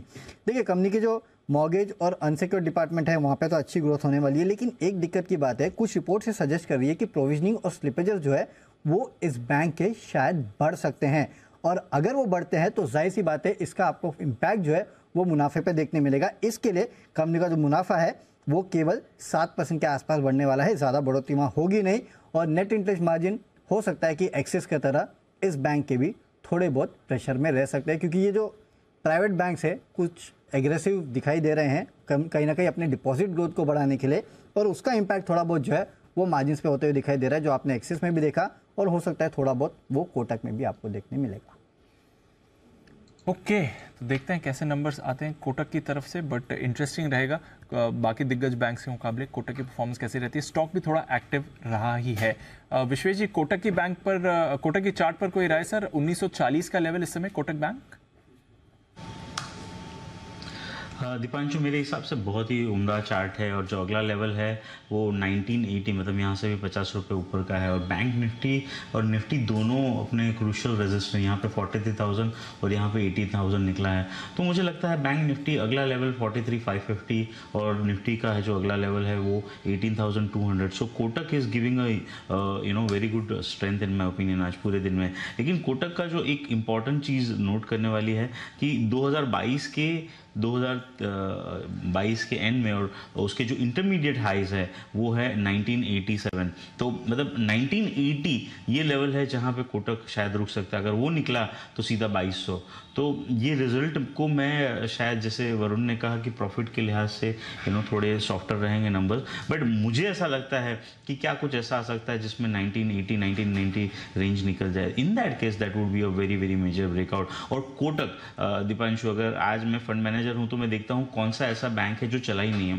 सो 2020 से 2023 और कोटक बैंक की जो रेंज है 1650 नीचे में और 2000 ऊपर में, तो relatively Kotak bank has hugely under performed और चला नहीं है। तो अब अगर ये निकलता है तो मुझे लगता है that would be the best bank to have it. और जब तक एक्सिस के नंबर 4 आए हैं, मुझे लगता है कोटक से बहुत ज़्यादा उम्मीद करनी चाहिए। ये है कोटक बैंक पर आपके लिए राय। कल आने वाले कोटक बैंक के नतीजे, और कल ही है ना आरबीएल और आईडीएफसी फर्स्ट बैंक, सबके नंबर्स यहाँ पर कल ही आने वाले हैं। लेकिन आइए बैंक निफ्टी, इसके लिए ये अप्रैल का महीना रहा है सबसे बेहतरीन, और क्यों ऐसा बेहतरीन हम मान रहे हैं उसके लिए कुछ अपडेट्स हमारे पास में है। पहले अपडेट्स लें बैंक निफ्टी पर, और उसके बाद एक कल के 2000 और एक कल के 2000 और अगर आपके पास समय हो। अरे सर 100% इसके लिए तो पहले अरमान बताइए बैंक निफ्टी के लिए। सर, ये साल अगर आप देखें 2023 अप्रैल महीने के लिए अच्छा ही नहीं, अभी तक का सबसे अच्छा रहा है। अगर आप बैंक निफ्टी की जब से शुरुआत हुई है उसके बाद से अप्रैल महीने ये वाला जो अप्रैल महीना है सबसे अच्छा रहा है। अभी हमको सिर्फ 3 नेगेटिव क्लोजिंग मिली है अगर आप पूरे अप्रैल महीने की बात करेंगे। और अगर आप इसको जब से 2000 से बात करें, 2003 का माना जाता है, 2000 के बेस बताया भी जाता है, वहां से अगर आप लगातार सिर्फ अप्रैल महीने की बात करेंगे कि हर साल अप्रैल महीने में बैंक निफ्टी ने कितनी नेगेटिव क्लोजिंग दी है, तो ये अभी तक का सबसे अच्छा साल रहा है। 2023 की बात कर रहा हूं जहां पे सिर्फ 3 नेगेटिव क्लोजिंग हुई है। बल्कि अगर आज भी नेगेटिव क्लोजिंग भी हो जाती है तो भी सबसे अच्छा साल ही रहेगा, क्योंकि यहाँ पर सिर्फ आपको 3 नेगेटिव क्लोजिंग हुई है। कैसे हो जाएगी? अब तो होगी नहीं। क्या बात कर रहे हो आप? देखो आप जब लिंक पे आए थे तब कुछ अलग भाव था, अभी भाव देखो मालूम है क्या है? नहीं सर, सारे टारगेट है 43,250 250 18,075 250 पॉइंट की मूव 2:30 बजे से आई है। तेजी सिर्फ तेजी है। अब बोलो। यस सर मतलब उस 2000 तो आपने ऐसा रिकॉर्ड बनाया जो आसानी से टूटने वाला भी नहीं टूटेगा। इसको तोड़ कितनी हुई? 3 नेगेटिव क्लोज, सिर्फ 3 हुई है सर। और अब तक की बेस्ट है? अब तक की बेस्ट है। उसके पहले सिर्फ 5 हुई थी 2018 में, वो भी 5 नेगेटिव, वो भी 5 थी। तो 3 मतलब तो अब 3 का रिकॉर्ड तो आप तोड़ने के लिए सिर्फ 2 ही दिन नेगेटिव बंद हो। Yes sir. उसके लिए आपको चाहिए फरवरी का महीना जिसमें 28 ही दिन होते हैं, ट्रेडिंग सेशन और कम हो जाए, तब जाके तोड़ दो तो तोड़ दो। तो अब ये कई सालों तक ये रिकॉर्ड आसानी से टूटने वाला नहीं। बिल्कुल नहीं टूटने वाला, बिल्कुल। बताओ अब आगे। Yes sir. अगर 2022 की बात करें 10 नेगेटिव क्लोजिंग हुई थी, 2021 में 10 नेगेटिव क्लोजिंग हुई थी, तो अगर सबसे कम नेगेटिव क्लोजिंग देखेंगे तो वो 2018 में हुई थी जो कि 5 है। फिर उसके बाद 2000 अगर आप देखेंगे 2007 में भी ऐसा हुआ था कि 5 नेगेटिव क्लोजिंग हुई थी। और उसके अलावा आप किसी भी साल में अगर आप देखेंगे तो 5 से तो ज्यादा ही नेगेटिव क्लोजिंग हुई थी। तो उस हिसाब से निफ्टी, बैंक निफ्टी का ये अभी तक का सबसे बेस्ट अप्रैल महीना रहा है जहां पे सिर्फ 3 नेगेटिव क्लोजिंग हो रही है। आई थिंक सर हमने वैसे अप्रैल का कंपैरिजन किया है, बट आई डोंट नो 3 तो क्या किसी भी महीने में मुश्किल होगा कि 3 नेगेटिव क्लोज हैं। वो आसान नहीं है दीप, आसान नहीं है ये रिकॉर्ड तोड़ना। फरवरी वही बोल रहा हूँ, फरवरी के लिए भी होगा तो फरवरी बहुत मुश्किल काम है, बहुत मुश्किल काम। और फरवरी में इसलिए नहीं हो पाता, पहले बजट होता है। बट देखिए क्या तेजी बनी है, जबरदस्त सर।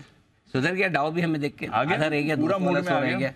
देख लिया, लीड इंडिकेटर बन गए हम उसके। कॉन्फिडेंस रखो अपने आप, और जब रखना है तब रखो, बस कॉन्फिडेंस रखने से काम होता है। एब्सोल्युटली। थोड़ा ऊपर नीचे में हिल जाएंगे, थोड़ा लाल में देखेंगे, डर जाएंगे तो काम नहीं चलेगा। चलिए 3-20 की स्ट्रेटेजी के पहले 2000 और उसके बाद 3-20 की स्ट्रेटेजी। डन। बिगुल अनिल जी के लिए।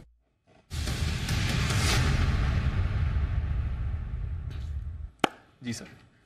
IDFC फर्स्ट बैंक ये चल रहा है 61 रुपए 50 पैसे फ्यूचर्स के भाव है इसके। यहां पर करनी है आपको खरीदारी। 59 ये आपका स्टॉप लॉस का लेवल है, और टारगेट 2 है 64, 67। कल रिजल्ट आने वाले हैं, तो रिजल्ट के पहले खरीदारी करने की राय है। तो थोड़ा सा एग्रेसिव कॉल आप मानकर चलें, क्योंकि रिजल्ट में वैसे तो हम उम्मीद कर रहे हैं अच्छा आने चाहिए, लेकिन कई बार रिजल्ट है तो थोड़ी रिस्क ज़्यादा होती है, हाई रिस्क हाई रिटर्न वाला मामला होता है। लेकिन खरीदारी कर सकते हैं, चाहे तो आप IDFC लिमिटेड खरीद लें। और दूसरी चीज़ ये कि अगर फ्यूचर ना खरीदना हो, कैश में ले लो, 60 रुपये वाला स्टॉक, 80 रुपये वाला, दोनों में से कोई भी ले सकते हैं। आपको IDFC लिमिटेड पसंद है वो लीजिए, IDFC फर्स्ट पसंद है वो लीजिए, लेकिन खरीदारी करने की राय। बैंक निफ्टी ने वाह क्या ब्रेकआउट दिया है, आखिरी आधे घंटे में तो दिल ही खुश कर दिया दीप। जो पूरा दिन वो छुपा रहा, और यही तो चाहिए, यही तो चाहिए, मौका दिया। कौन 3 दिनों की लंबी छुट्टी के पहले ये क्लोजिंग 18,000 कॉन्फिडेंस है। हम तो सिर्फ थोड़ी सी मांग रहे थे, पॉजिटिव दे दो। 18,035 के ऊपर देखो कैसे भागा। 18,035 निकलते ही जो भागा है तेज दौड़ लगाकर, और 43,100 के ऊपर बैंक निफ्टी निकलते ही 200 पॉइंट तेजी से भागा है। तो ये इंपॉर्टेंस है लेवल की, कहाँ से आपको बड़ा ब्रेकआउट मिलेगा, इसलिए ये ब्रेकआउट बड़े आते दिखे हैं। बढ़िया ब्रेकआउट के साथ बाजार बंद हो रहे हैं। अमेरिका में 100 पॉइंट की कमजोरी है, अगर नीचे खुला तो और लेना है, नहीं खुला है तो फ्री ऊपर होना ही होना है। सो बढ़िया है, तेजी के साथ चले तो आपके लिए 61.50 पे लेना है। 59 का स्टॉप लॉस, 64, 67 के 2 टारगेट के लिए IDFC फर्स्ट बैंक में करनी है खरीदारी। बिल्कुल, तो चलिए IDFC फर्स्ट बैंक खरीद कर जाइए इसको। India VIX lowest monthly closing के लिए तैयार हो रहा है। आइए अनिल जी की स्ट्रैटेजी भी ले लेते हैं।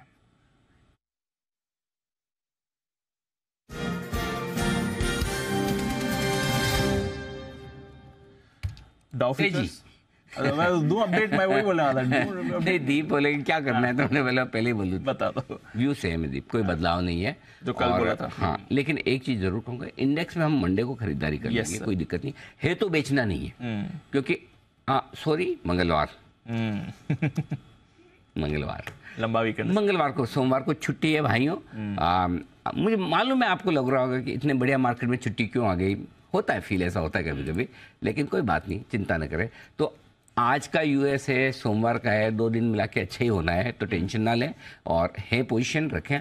आखिरी मिनटों में चूंकि भागा है तो थोड़ी एवरेज क्लोजिंग नीचे आएगी, इसलिए मैं खरीदने से मना कर रहा हूँ, बाकी कोई व्यू खराब नहीं है।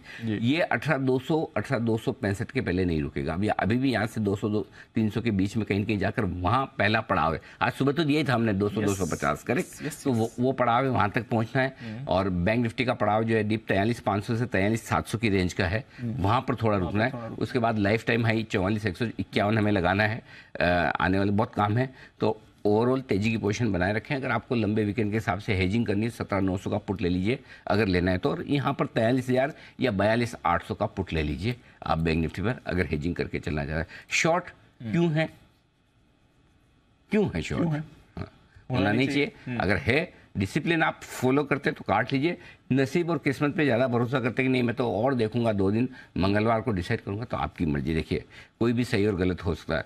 अगर आप डिसिप्लिन से चलेंगे, लेवल से चलेंगे, तो आपको शॉर्ट नहीं रहना चाहिए, और फिर भी आप रखना चाहते हैं तो आपकी मर्जी। अल्टीमेटली पोजीशन आपकी है, प्रॉफिट आपका, नुकसान आपका, डिसीजन आपका।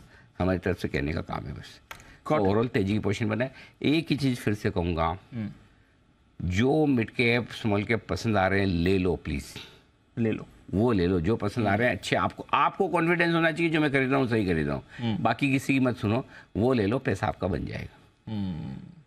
गॉट इट, ठीक है, ऑल राइट। तो ये टिकट खरीदो, पिक्चर देखो, बाहर खड़े होकर थिएटर के बाहर पोस्टर देखने में वो मजा नहीं आएगा, डर जाओगे तो पिक्चर देखने के लिए पहले टिकट खरीदनी पड़ती है, पैसा देना पड़ता है, अंदर जाके बैठते तब जाके, और 3 घंटे भी लगाने पड़ते हैं उसके बाद, तब जाके पूरा मजा आता है ना। तो यही हाल मार्केट का भी है, यहाँ 3 साल देने पड़ते हैं, खरीदना पड़ता है शेयर।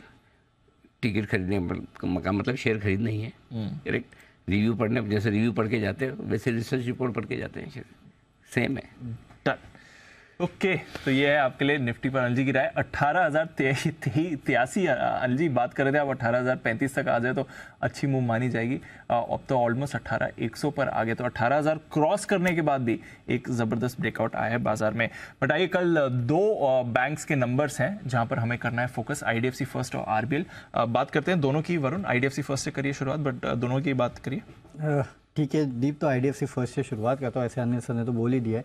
तो आप पिछले मैं बाद में बोल देता मुझे चलो कॉन्फिडेंस बढ़ाओ जरा मेरा। तो अनिल जी, रिजल्ट्स तो बहुत जोरदार रहने वाले हैं। NII करीब 31% के आसपास की बढ़ोतरी होगी, मुनाफा 85% बढ़ने वाला है इस कंपनी का, इस बैंक का 342 करोड़ से बढ़ के सीधे 635 करोड़। NPS में सुधार होने वाला है। रिटेल और कंज्यूमर फाइनेंस कारोबार जो है उसमें काफ़ी बेहतरीन ग्रोथ हो रही है। इस कंपनी में भी आपको देखने मिलेगी। लोन ग्रोथ करीब 30% रहने का अनुमान है, शायद इंडस्ट्री में सबसे बेहतर रहे। डिपॉजिट ग्रोथ 30 से 33% रहने का अनुमान है। क्रेडिट कॉस्ट में कमी आएगी, स्लिपेजेस कम होने के अनुमान लगाया जा रहा है, यानी कि प्रोविजनिंग भी कम होगी। और नेट इंटरेस्ट मार्जिन जो है या तो फ्लैट रहेंगे या तो उसमें थोड़ी बहुत बढ़ोतरी आपको देखने मिल सकती है। तो one of the best in the industry, शायद आपको IDFC फर्स्ट बैंक के नतीजे देखने मिल सकते हैं एटलीस्ट। एक मिनट, क्या सेंटेंस वापस बोलो? One of the best in the industry. One of the best in the industry. Anil ji, 30-33% की डिपॉजिट ग्रोथ, 30% लोन ग्रोथ किसने दी? कोई नहीं। 85% मुनाफा बढ़ रहा है। जैन साहब ये सही कह रहे हैं, वरुण जी बोल रहे कि इस इंडस्ट्री की सबसे बेस्ट ग्रोथ दिखा सकता है IDFC फर्स्ट बैंक इस क्वार्टर में। नहीं, ये मैं भी सोच रहा था। फिर वरुण जी के भी क्या, रिसेंटली जो ये एक्सिस बैंक की इन्होंने जो वकालती की ना, उससे मेरा कॉन्फिडेंस इनके ऊपर बढ़ गया है। तो ये बोल रहे तो मानना पड़ेगा, बाकी फिर भी वापस से मैं चेक करके बताऊंगा। बट यस, 30% सर्टेनली एक नंबर है, आई थिंक दिस इंडस्ट्री के अंदर। ओके, तो ये है आपके लिए IDFC फर्स्ट बैंक, जबरदस्त नंबर से इसके आने वाले हैं। वरुण, क्विकली RBL भी बता दें। तो दीप, एक तो सबसे पहले ये बता देता हूँ कि दिवाली के बाद से लोगों ने RBL को ज़्यादा ट्रैक करना बंद कर दिया है। तो मेरे पास सिर्फ एक मोतीलाल ओसवाल के एस्टीमेट से वो बता देता हूँ। NII में 7% की बढ़ोतरी, मुनाफा 11.5% बढ़ेगा, 220 करोड़ पे आएगा। ग्रॉस NPS, नेट NPS में कमी आएगी। नेट इंटरेस्ट मार्जिन जो है वो फ्लैट रह सकते हैं, थोड़ी बहुत गिरावट भी आ सकती है। डिपॉजिट कासा में आपने देखा ही था, कंपनी ने जो अपडेट दिया था वो अच्छा था। तो let's hope for a good result. लेकिन हाँ, ज़्यादा एस्टीमेट्स इसके हैं नहीं, ज़्यादा लोगों ने कवर करना बंद कर दिया इसको। और जो है वो उतना दमदार नहीं जितना IDFC फर्स्ट। राइट, वो उतना तो कोई नहीं है। IDFC फर्स्ट पर आपको रखनी है क्लियर नजर, इसके नंबर्स आने वाले हैं वीकेंड पर। देखेंगे कैसा रिएक्शन आता है ट्यूसडे को। अनिल जी की तरफ से तो आपको वोट ऑफ कॉन्फिडेंस मिल ही चुका है। चलिए फिर क्लोजिंग की तरफ बढ़ते हैं। शानदार दिन रहा है बाजार के लिए, जबरदस्त शुरुआत हुई है मे सीरीज की। 18,000 के ऊपर आपने देखा है 2 महीने के बाद निफ्टी आया है। बैंक निफ्टी भी 43,000 के ऊपर एक बड़ी मूव, बड़ी छलांग आपको दिखाते हुए दिख रहा है। अदानी ग्रुप में रिबाउंड था, अदानी एंटरप्राइजेज और पोर्ट्स दोनों में अच्छी खरीदारी रही। नेस्ले यहां पर जबरदस्त एक्शन था, 3% ऊपर। ब्रिटानिया काफी एक्टिव था। एफएमसीजी का आज बढ़िया सहारा है। आईटीसी पर भी रखिए नजर, नई लाइफ हाई और नए लाइफ हाई क्लोजिंग लेवल पर आईटीसी भी जा रहा है, करीब 0.3% का उछाल। विप्रो नंबर्स थोड़े सुस्त थे बट बायबैक आ रहा है, स्टॉक में तेजी रही। एलएनटी में जबरदस्त एक्शन रहा, अपोलो हॉस्पिटल्स में खरीदारी थी। End of course banking shares पर तो रखनी है नजर, specially PSU banks. SBI lead कर रहा था 2% ऊपर। कोटक बैंक की तरफ से भी आपने अच्छी खरीदारी देखी है। कुछ और दिग्गज भी जो एक्शन में थे, रिलायंस इंडस्ट्रीज करीब 0.2% ऊपर था और टीसीएस में भी आपने 1% का पॉजिटिव एक्शन देखा है। सुस्ती सिर्फ 7-8 स्टॉक्स में थी। एक्सिस नतीजों के बाद 2.5% कमजोर था। Titan, JSW steel, Cipla, HCL tech, Asian paints और एचयूएल यहां पर आपने थोड़ी नरमी देखी है। वायदा कारोबार की तरफ आए, पीआई इंडस्ट्रीज आज का स्टार विनर था, नई एक्विजिशन कर रहा है, फार्मा स्पेस में जा रहा है। 10% का उछाल आपने पीआई इंडस्ट्रीज में देखा है। इंडस टावर्स जहां पर खबर है कि वोडाफोन की तरफ से रेगुलर पेमेंट्स आ रहे हैं इन्हें, 6% ऊपर ये काउंटर था। आरईसी जिसके बाकी साहब बात भी कर रहे थे, जबरदस्त एक्शन इसमें। जी एंटरटेनमेंट में अच्छी खरीदारी थी। चुनिंदा फार्मा शेयर्स एक्टिव थे। लॉरस और सिंजीन दोनों में बढ़िया उछाल रहा। कैनफिन होम्स काफी एक्टिव था। आईडीएफसी फर्स्ट जिसकी अभी बात हुई। डेल्टा कॉर्प लंबे समय बाद इसमें अच्छा ब्रेकआउट दिखा है, 3.5% ऊपर। पीएनबी में अच्छी खरीदारी थी। पिरामल एंटरप्राइजेस में भी पॉजिटिव रुझान देखा है। कोफोर्ज अच्छा एक्शन इसका था, कल नंबर्स आए थे इसके। JK cement, HAL, Ashok Leyland, Rain industries, Canara bank, Metropolis, Glenmark pharma, IEX और लुपिन यहां पर भी पॉजिटिव रुझान देखा। श्रीराम फाइनेंस नतीजों के बाद 6% नीचे। गोदरेज कंज्यूमर, रेमंड के कंज्यूमर केयर बिजनेस के एक्विजिशन के बाद लगातार दूसरे दिन गिरावट। अतुल लिमिटेड नतीजों के बाद 2% नीचे। क्रॉम्पटन ग्रीव्स ये पूरा हफ्ता इसके लिए खराब रहा है, 2.25% का कट। वोल्टास, बलरामपुर यहां पर भी आपने कमजोरी ही बनती हुई देखी है। कैश मार्केट के भी कई सारे स्टॉक्स एक्टिव थे। जोमैटो जहां पर हमने बड़ी ब्लॉक डील अभी थोड़ी देर पहले देखी थी, जबरदस्त उछाल उसमें आया है। सीएट में 11% का ब्रेकआउट आया है। यूको बैंक इसके भी नंबर्स आने वाले हैं, एक्टिव रहा। एमआरपीएल नंबर्स के बाद 6% की तेजी इसमें भी आपने देखी है। आईओबी, तेजस नेटवर्क जहां पर सुबह हमने आपके लिए एक्सक्लूसिव खबर दी थी, बड़ा ऑर्डर आने की तैयारी में है। इजी ट्रिप प्लानर्स, इसके साथ ही TCNS clothing, RVNL, Kims, west life यहां पर भी जबरदस्त उछाल आया है। तो अनिल जी, दमदार एक्शन, 2 महीने की ऊंचाई पर बाजार बंद होते हुए दिख रहे हैं। 18,050 पर निफ्टी की क्लोजिंग, 43,230 पर बैंक निफ्टी की क्लोजिंग। जितनी बढ़िया अप्रैल सीरीज रही थी उतनी ही बढ़िया शुरुआत मई सीरीज की भी थी बाजार। बिल्कुल, तो हमारा टारगेट ही आज बैंक निफ्टी का 43,150, 43,250 का जो ऊपर का टारगेट था वहीं पर जाकर बंद हुआ है। बिल्कुल परफेक्ट है, नो कंप्लेंट्स ऐसे मार्केट से। और 3 दिन के वीकेंड से पहले आप डेज हाई पर बंद हो, मतलब month high, day high, week high, जो हाई करना हो। सिर्फ 3 नेगेटिव क्लोज हाई, सिर्फ 3 नेगेटिव क्लोज बैंक निफ्टी पूरे महीने में। नहीं, सबसे बढ़िया बात है कि सही वक्त पे तेजी समझ में आ गई, पकड़ में आ गई। यस। तो 2-3 चीजें अच्छी हुई। एक तो कोई शॉर्ट नहीं हुआ, ठीक है। दूसरा ये कि जो लोग करना चाहते थे कर पाए, कर लिए। जिस लेवल से घुसना चाहे उस पूरे लेवल से पूरे, मतलब ये सिर्फ 1-2 दिन जैसा है मार्केट निकले जहां पर थोड़ा ज़्यादा भागम भागी हो गई, बाकी तो हर रोज मार्केट ने आपको मौका दिया। आज भी वो 20 पॉइंट का गैप छूट रहा था, करेक्ट, वो भी नहीं छूटा, वो भी गैप फुल है। तो एक गैप पूरे अप्रैल के महीने में इंडेक्स ने, निफ्टी, बैंक निफ्टी ने कहीं छोड़ा नहीं है, करेक्ट। तो नीचे का रिस्क भी कम हो जाता है, खत्म तो कभी नहीं होता, तेजी से गिरने का रिस्क कम है। बहुत परफेक्ट मार्केट है, ऐसा मार्केट बहुत कम देखने को मिलता है जहाँ आपको पैसा बनाने के। इसीलिए मैं बार बार कहता हूँ, अगर आपने अप्रैल के महीने में पैसा नहीं बनाया मार्केट में तो फिर कुछ न कुछ मैन्युफैक्चरिंग डिफेक्ट है करेक्ट सर, दिमाग में, है ना। जबरदस्त मूव आई। फिर ऐसा मार्केट रोज रोज मिलता नहीं है, मौके ऐसे रोज रोज नहीं मिलता। तो और हर लेवल पे जो आप कह रहे हैं, हर लेवल पे आज भी हर लेवल पे मौका, आज भी हर लेवल पे मौका है, आज भी हर लेवल पे अपनी यही बात करें, शॉर्ट नहीं करना है, लेना है, तेजी करिए। अब फिर अपना अपना कॉन्फिडेंस है। एनीवे, चलिए बढ़िया। बाजार बंद होने के बाद का एक्शन, और शुक्रवार के दिन तो आपको कमोडिटीज का एक स्पेशल शो मिलता है। रबी सीजन में नई फसल की आवक बढ़ते ही गेहूं, सरसों और चने की कीमतों में काफी गिरावट आ चुकी है। वाह, नेहा जी बताएंगे। नेहा जी, गिरावट आने शुरू हो गई, उसकी हम अपनी इनटेक क्वांटिटी बढ़ा सकते हैं हम? बशर्ते आप एक्टिविटी भी, अपनी फिजिकल एक्टिविटी भी बढ़ा दें। ओके, आई थिंक हमें सोचा कि भाव के हिसाब से अगर सस्ता हो गया तो थोड़ा ओके। मंडियों में भाव एमएसपी के नीचे आ चुके हैं और कंज्यूमर्स के लिए ये राहत की खबर है, लेकिन किसानों को हो रहा है काफ़ी नुकसान भी। आगे इन कमोडिटीज़ की चाल कैसी रहेगी और बाजार में सरकार इनके दाम मेंटेन रखने के लिए क्या प्रयास कर सकती है, इस पर हमारा खास शो घट गए दाम, कितना फायदा कितना नुकसान, 4:30 बजे वीकली कमोडिटी स्पेशल। क्या वायु प्रदूषण का मॉनसून में देरी से और बढ़ती हुई गर्मी से कोई कनेक्शन है? हो सकता है।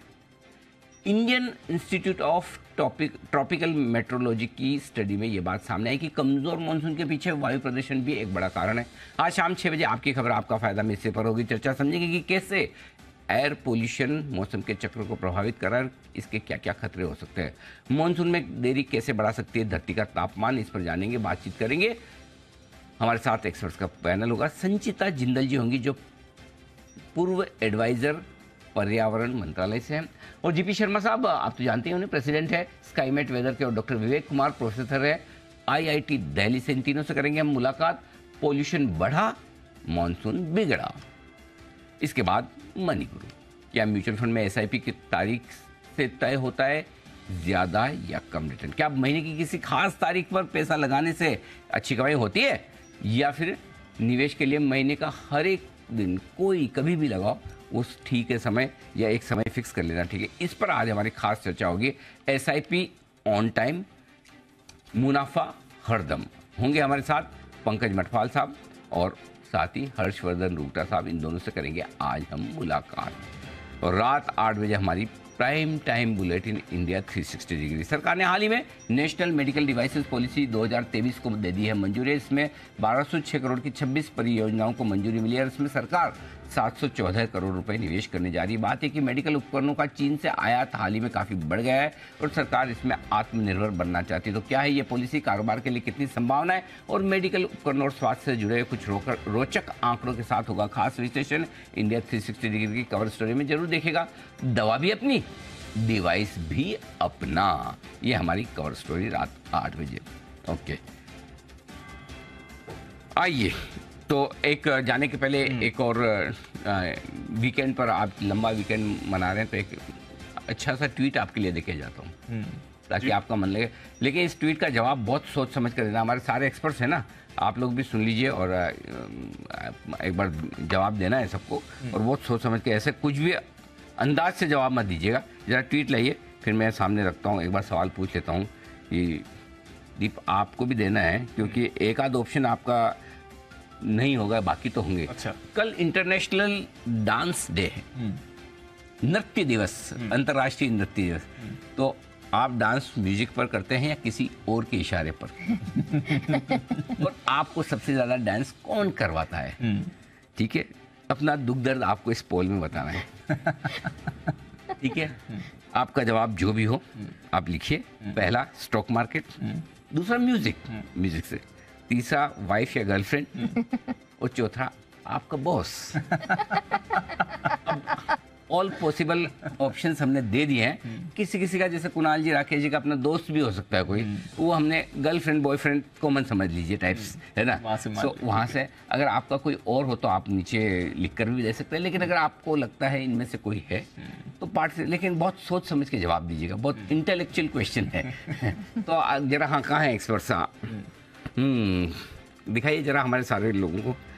ये स्टॉक मार्केट, आपको डांस करवाने वाले में कौन कौन लोग हैं जो स्टॉक मार्केट को मान के चलते हैं, डांस कर स्टॉक मार्केट डांस? जैन साहब, स्टॉक मार्केट है आपका? सुमित जी, विश्वेश जी, हिमांशु जी, सब लोग इजी ऑप्शन लेते हैं। सेफ है ना, सेफ है, बाकी किसी का भी नाम लगे। अच्छा, म्यूजिक भी सेफ है। हाँ, म्यूजिक। अच्छा, कोई वाइफ गर्लफ्रेंड वाले हैं? ये केबीसी वाला 50-50 करिए, वो पहले दो हटा दी। हाँ, पहले दो हटा। अरे सही है। अब आप फिर मैं वागले साहब, आप तो अपनी उम्र में सच बोल ही सकते हैं। हाँ वागले साहब, अब आपको क्या रिस्क, सच बोलो वागले साहब। अनिल जी मेरी डांस करने की भी उम्र निकल गई। अच्छा, जब करवाया तब किसने करवाया था? कोई पूछने